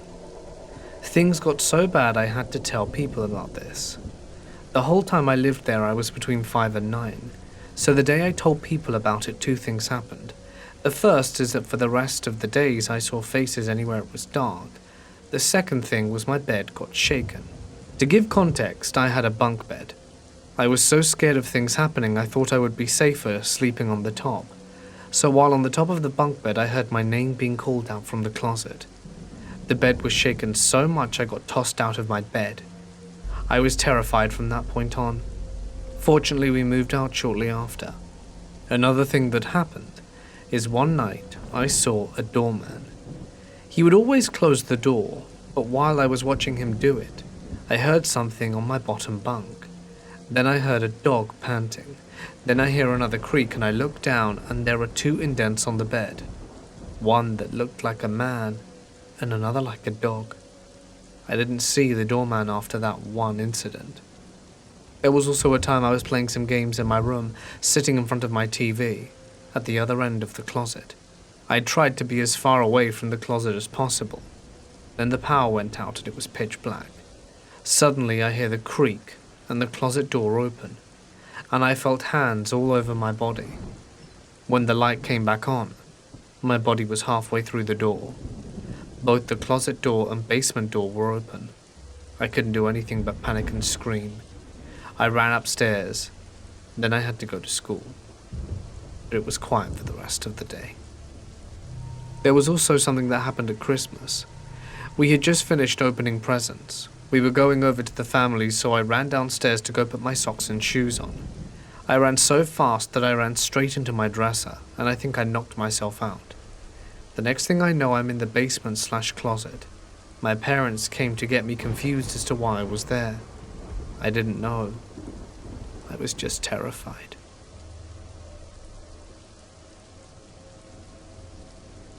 I worked at Quick Mart on the graveyard shift. I'm the only one there for 8 hours. I've been working here about 5 months now, so I've gotten used to the sounds and all the weird noises. But when I first started, I was informed by a customer of an old man who used to work at the store that died of a stroke about 2 years back. A few days passed by, and I was working a swing shift when the graveyard guy comes in to do this shift change. Me and him start talking, and he asks if I have any questions for around the store. I had everything down on lock by now, but he was like, "Hey, let me show you something." He pulls me into the back room and he shows me this old man's jacket. He went on saying that our manager loved him and couldn't get rid of the jacket. My co-worker told me that sometimes on graveyard you'll hear weird noises. A few more days go by. Explainable stuff happened and whatnot. in the cooler door popping open and then closing. A can of AZ iced tea fell on the ground. It's all stuff with a good explanation that seems reasonable. Well, one night while working a grave and being on Reddit, I hear a scuffling noise coming from the other side of the store. It goes on for about 5 seconds, and I'm kind of freaked out. I start thinking, uh-oh, what if it's the ghost trying to mess with me? Well, I go look over there, and there's a ramen packet by the sugar. It's probably a good 5 feet away from the container it's supposed to be in. It's kind of angled like something was trying to drag it. I got really curious, and I went like the CIA FBI investigators, and I started setting up my iPhone to record for 30 minutes at a time, just trying to figure out what moved it. After 2 30-minute recording sessions go by, and the bag is still there, hadn't moved an inch. I say screw it, pick it up, get my phone, and go back to work. That's when 5 minutes later I heard the scuffling noise again, and get really paranoid about the ghost. The next day, my manager comes in and asks how my night was. I gave her this weird look like, do you hear stuff when you work, or what's up? And she says to me, oh, do you mean Frank? At this point I'm like, ah crap, there is a ghost.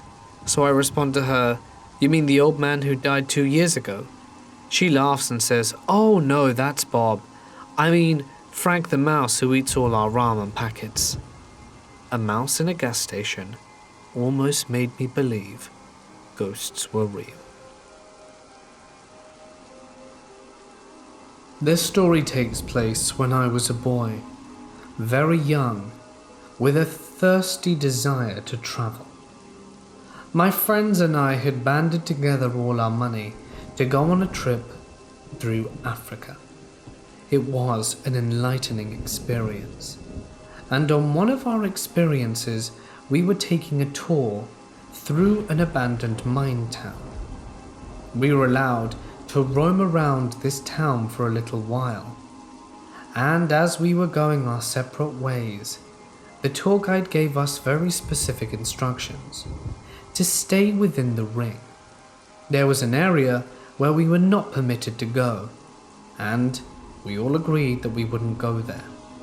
However, I was absent-mindedly throwing my hat into the air, and my hat was blown by the wind into the area we're not supposed to go in. So, me knowing I wouldn't be in the area for very long, did I scoot past and make my way there to collect my hat. Once I'd already passed this barrier, did I feel confident that I could at least have a peek. There was a small hut where my hat had landed, and I thought for the sake of curiosity that I might as well look inside. I grabbed my hat, put it on my head, and look into this small structure. There were still decaying beds on the floor made from straw, and other random assortments of garbage. Nothing worth talking about. I turn around and make my way back across the line. Later that day, my tour guide is finishing up as we are arriving back at the hotel, when one of the women of the tour asks why we weren't allowed to go to that part of the town. He says that there is a curse laid on that town, apparently, and that bad energy and spirits follow those who have stood on the cursed ground, and that even if we don't believe it, it is mostly for our safety. He says this in a jolly tone, one to signify that he doesn't believe it either, and that we should take it with a grain of salt. Most of the tour bus laughs, and the tour ends shortly after. When we arrive back to the hotel, I instantly go to bed, forgetting all about the land I stood on that was allegedly cursed. But during the middle of the night, I hear something, footsteps and talking, coming up to the side of my bed, talking in a language I don't understand, and when I open my eyes, there's nothing there. I try going back to sleep, and a few hours later, the talking continues. Is there someone in the room? I turn around, facing the direction where the noise is coming from, and open my eyelids extremely slowly and purposefully. And standing there is a man, or at least a shadow of a man, made entirely of dark mass. I can't conceal my dread. My eyes open wide, and I scream loudly. The shadow, the thing, looks down upon me and then vanishes. I knew at that moment that I had messed up and that I should never have stood on the cursed ground. When we go back to the tour guide for the final leg of our tour, do I tell him what I had done, but don't make it sound as bad as what I actually did. And he told me not to worry and that we would be fine. However, the Shadow Man kept appearing for me every night for the rest of my time in that country. It took about a week, but after a while I finally stopped seeing him. I was very scared that I would be cursed for life, which is something I couldn't deal with. A word of caution to you all. If you are told to not step on cursed ground, don't. The consequences are severely spooky. So my cousin and I thought it would be a good idea to visit a ghost town that was located nearby. We had heard stories from other relatives saying they saw a woman and a daughter in a dress standing or walking by the side of the road. Whenever they'd pass her, their cell phones would either die or completely lose signal, and one of my cousins said his car stopped working as soon as he passed the woman. 7 of us got into a big van and went to the ghost town to see if all the paranormal activity was true. We were talking and laughing in the van, making fun of the people who did get scared of the town and that they were just probably imagining things. None of us had been to a ghost town before, and we didn't know when we would reach it. As we crossed a bridge that led to the ghost town, the scenery completely changed. A huge fog appeared out of nowhere and covered the whole town and bridge. The laughter in the van died, and it was dead quiet, because we knew we had entered the ghost town area. We parked the van on a dirt road that was a little further than the entrance to the ghost town. We turned off the car and closed all the windows and just sat there looking into the dark, empty houses. It felt as if the houses were full of ghosts, just looking at the van, as if we had invaded their space. The atmosphere was so tense, and after 5 minutes of just sitting there in the dark, the driver of the van suddenly turned the car on and drove out. We all wondered why he'd left so suddenly, and we asked him, but he wouldn't answer us. He parked at a nearby gas station, and his face was extremely pale. He finally started talking, and said he saw a little girl walking behind one of the houses, coming towards the van. He was so scared. You could see him trembling. He ran inside the gas station, and the cashier saw his pale face, and surprisingly, he just asked the driver if we'd just come back from the ghost town. We told the cashier that we did, and that our driver supposedly saw a little ghost girl. The cashier told us that he had passed by the town a few times and saw the same thing. He advised us that if we wanted to experience something paranormal, we should wash the car down with those little window wash things that they have at gas stations. We thought this was a good idea, so we all went out and washed the car. We washed the top of the car, the sides, the doors and the windows and all the mirrors, washed all the windows inside the car, and we took paper towels and completely dried the car inside and out. We were at the gas station parking lot for a good 10 minutes, talking to see if we were going to go back to the ghost town or just go home. We agreed to switch drivers and head back. We went back onto the dirt road and travelled into the centre of town.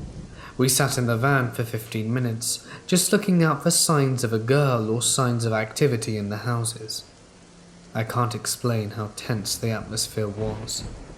7 of us, all aged 17 plus, in a van, and we had to hold hands.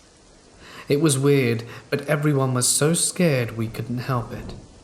After 20 minutes in the center of the town, I had begun to see a figure in the distance. It seemed like the little girl everyone was talking about, but something was odd. It didn't look like the girl was walking. She was making these odd movements as if she was limping. I told everyone to look into the distance, and everyone said they saw her also. We watched, and after 3 to 5 seconds, the figure looked as if she were getting up. We realized she was crawling and had begun to stand up. Right when she stood up, the figure disappeared into the blackness, and a loud bang hit the driver's side.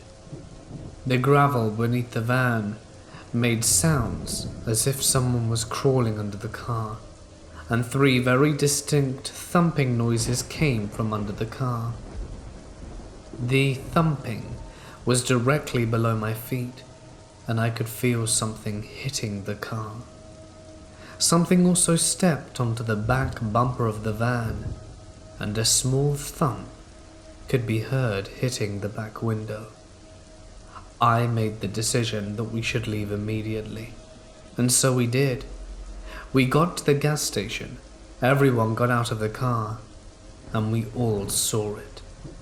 On the driver's side mirror was a large fresh handprint. We were all freaked out.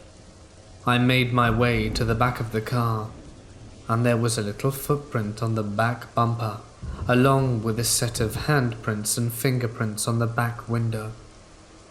But they just wouldn't come off the car.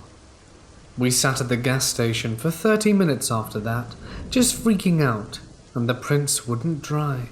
When you touched the prints, they wouldn't feel wet, but they'd look as if they were. Everyone was scared to go back in the van, but we eventually did, and we made sure not to drive the van directly to someone's house, because in our culture, something could have clung onto the van and tried to follow us home. So we went to a nearby Walmart. We stayed in the store for 45 minutes, came out, the prints were still there. So we had to call someone to get us and left the van in the parking lot until the next day. The prints eventually disappeared, and we took the van back to my cousin's house. We are never going to a ghost town again.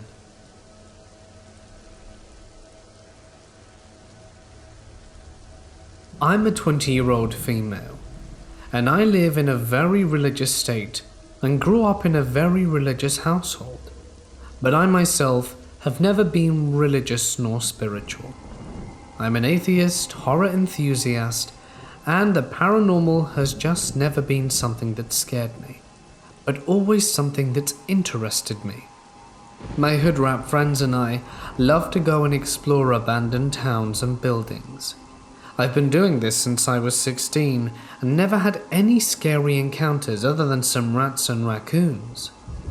This past summer, my friend suggested we go visit one of our state's oldest cemeteries that's about 30 minutes up a canyon I live right next to. As we entered the tiny town, and maybe 30 very old houses, he took me down a separate street to show me an old abandoned schoolhouse. Normally we would get out and go explore, but it was the middle of the day and raining heavily, so we just passed by.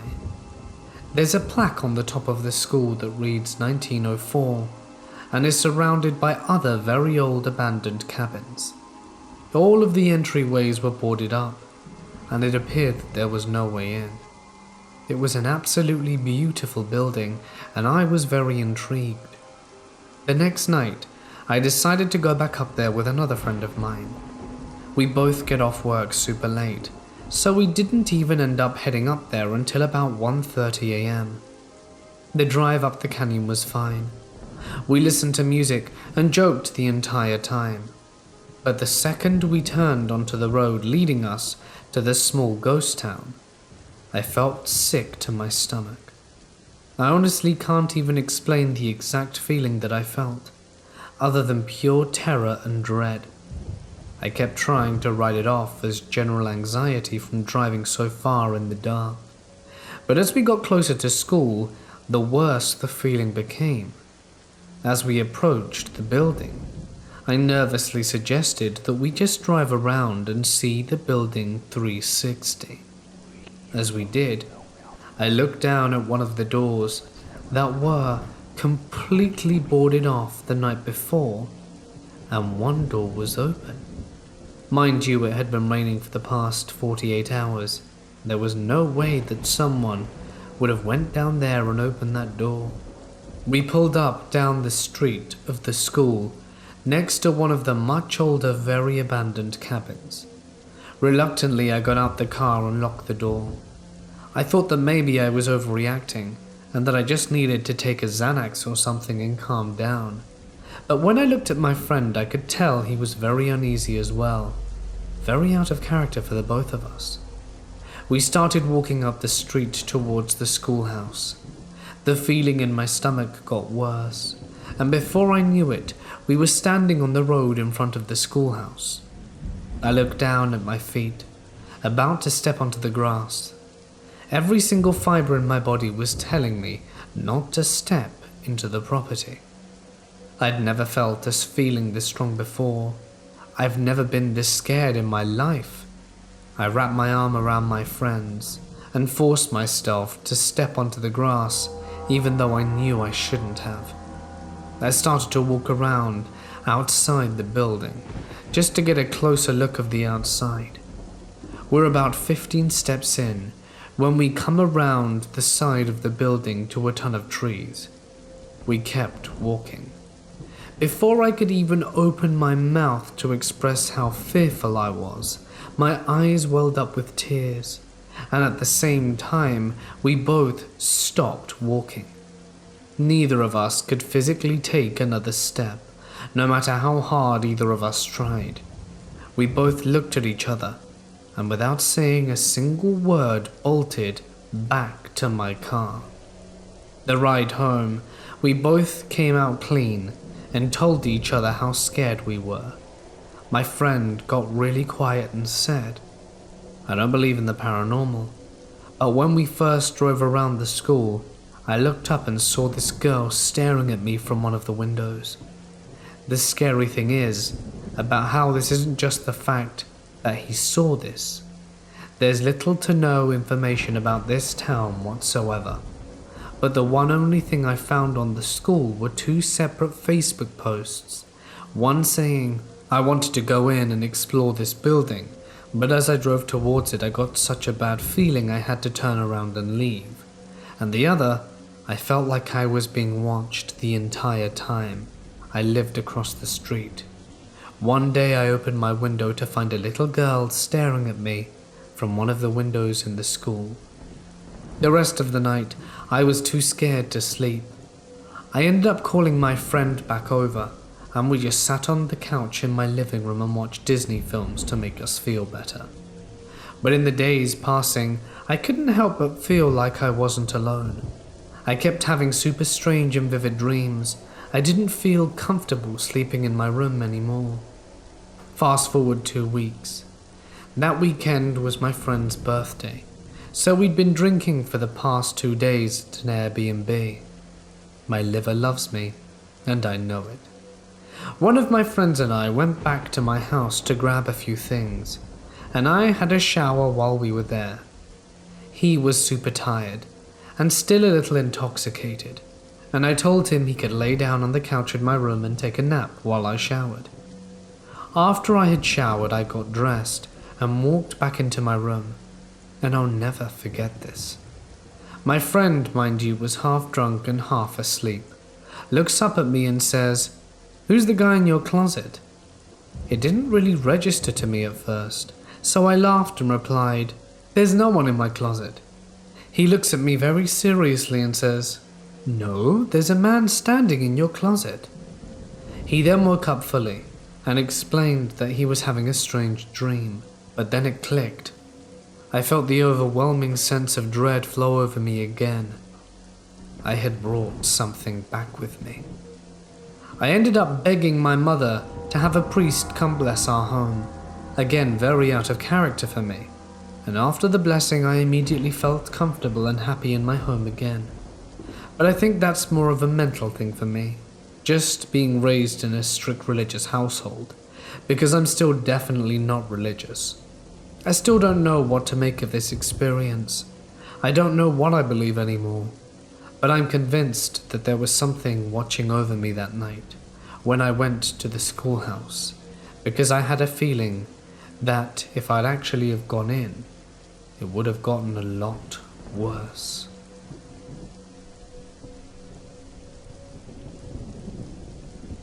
The desert is a scary place for me now. It used to be a place filled with peace and serenity. But since living out there for almost 30 years, you see things. This occurrence took place in the high desert of California in the mid-90s. The whole town was once all military. There is a military plant there and a prison. The streets to this day consists of numbers and letters, for example, Avenue O and 178th Street. You always heard stories of people missing and underground tunnels. In fact, a friend of mine kept getting a draft coming in from his closet in his childhood home. After he grew up, he checked it out and found an opening to one of these such tunnels. He called me over to check it out, but after I got there and we went through the opening, I was too freaked out to go more than 10 feet in. When I turned around and told him, this might be how people disappear.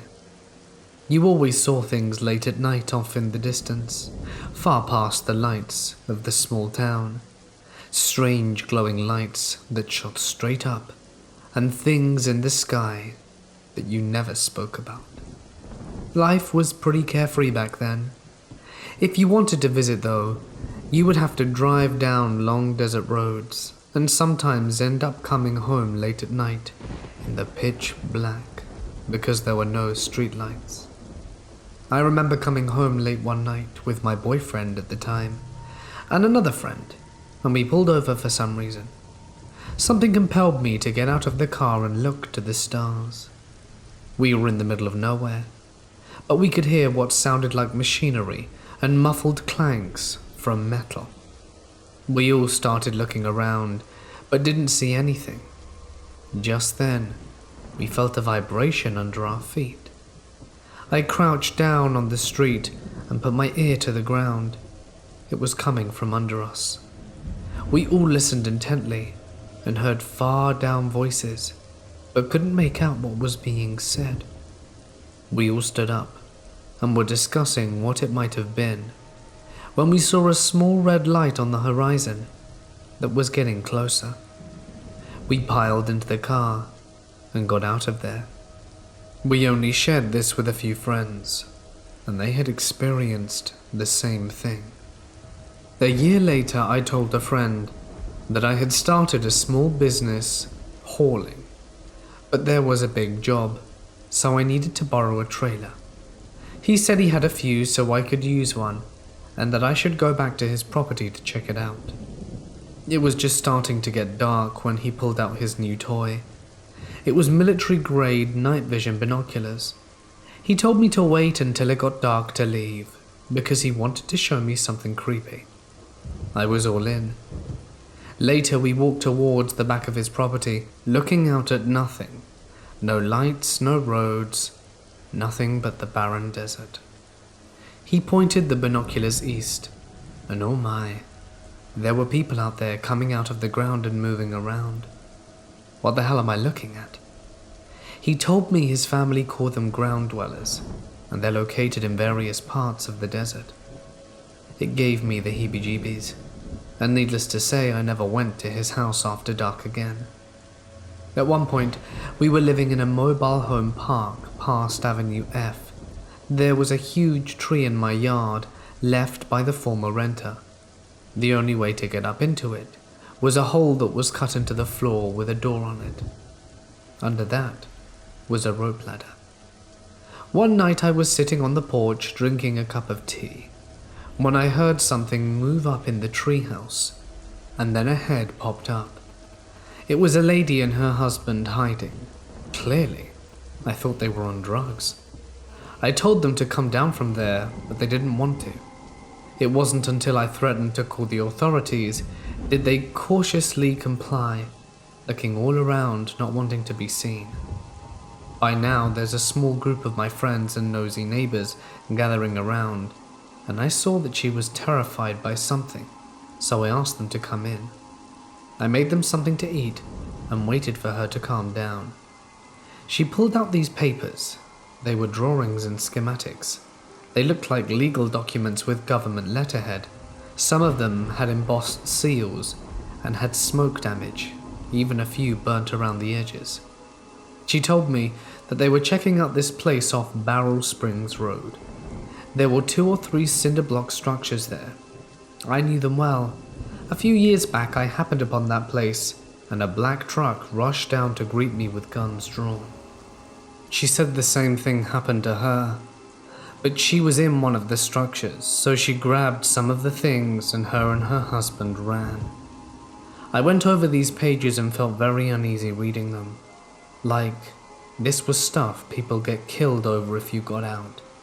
Stupidly, I said, "Why don't you just give them back?" She said they had been running, and everywhere they went they saw a black car or van with government places showing up, just sitting there watching them.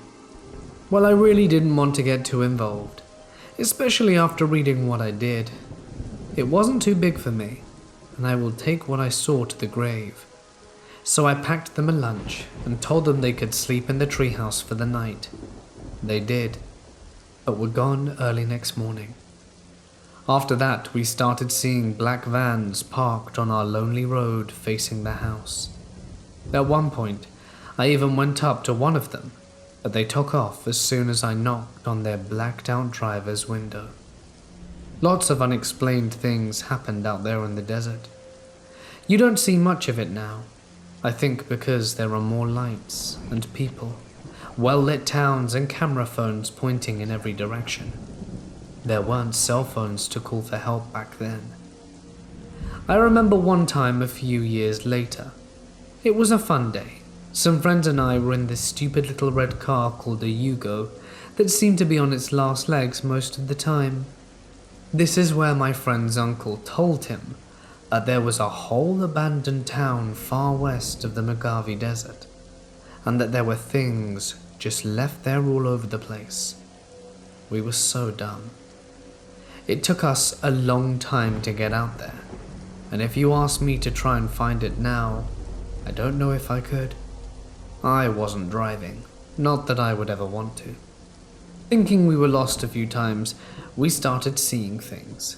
A carnival ticket booth on a trailer, broken tractors and furniture, little shacks here and there, and empty water bottles everywhere. There wasn't a store or place of business for many, many miles. I wondered how anyone could even survive in a place like this. And that's when we saw it. It was long, and looked like a single wide mobile home, if you could even call it a home. It was between 60 to 80 feet long, and it was raised with the siding going all the way to the ground. It looked like something from a horror movie.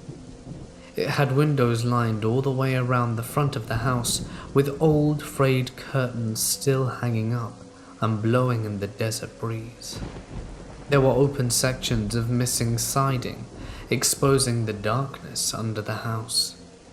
There were dusty cars with their front doors and trunks open cans and trash all over the place, and a small fire pit in the middle of all of this. His girlfriend and I saw people that seemed to not be wearing any clothes, but their bodies weren't like ours. They were inside that house and were watching us from the windows and from the open spaces under the house. They were following us, and we were driving the length of the house. As we slowly drove past, they went from window to window and space under the house to space. They were almost inhuman. They had big eyes and pale skin, far too pale for the desert.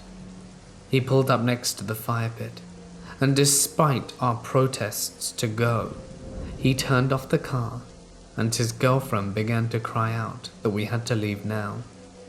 He didn't see what we saw.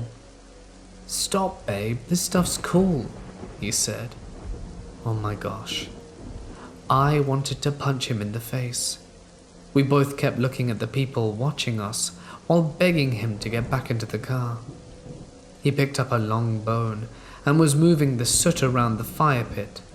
Hey, looks like someone cooked a dog. Just then he looked up at his girlfriend, leaned over to the driver's seat and grabbed his jacket and started to pull. And he finally saw what we were seeing and we said, "Oh shit." The thing under the house was swaying back and forth with his hands on both sides of the opening of the siding. He was staring at us almost with intent to lunge. He tried to start the car, but it failed. Thinking that this was the end, eaten in the desert, I started to beat on the back of his seat, screaming to start the car, and after 3 tries, we tore out of there in a cloud of dust.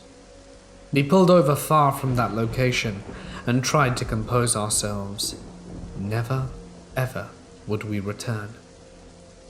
I don't think ghost towns from this point on were a good idea. We didn't talk about what we saw after that. I think we were in disbelief that it even happened. There were so many things that occurred in the desert back in the day, too many to even come close to tell you. But I do believe that there are things we do not, and maybe will never, understand there. Also, just a tidbit of information. Rosamond way back in the day was a toxic dump site. That's why the houses were so cheap. You ask anyone now, and they won't know what you're talking about. I grew up in a really old house. It was nearing 100 years old right before I moved out, and it used to be a post office or something way back in the day. The house is creepy and big.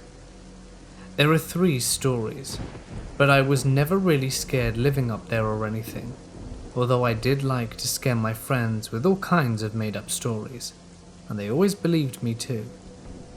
The only weird thing that ever happened was when my parents left over a December holiday, and I had the house to myself all week.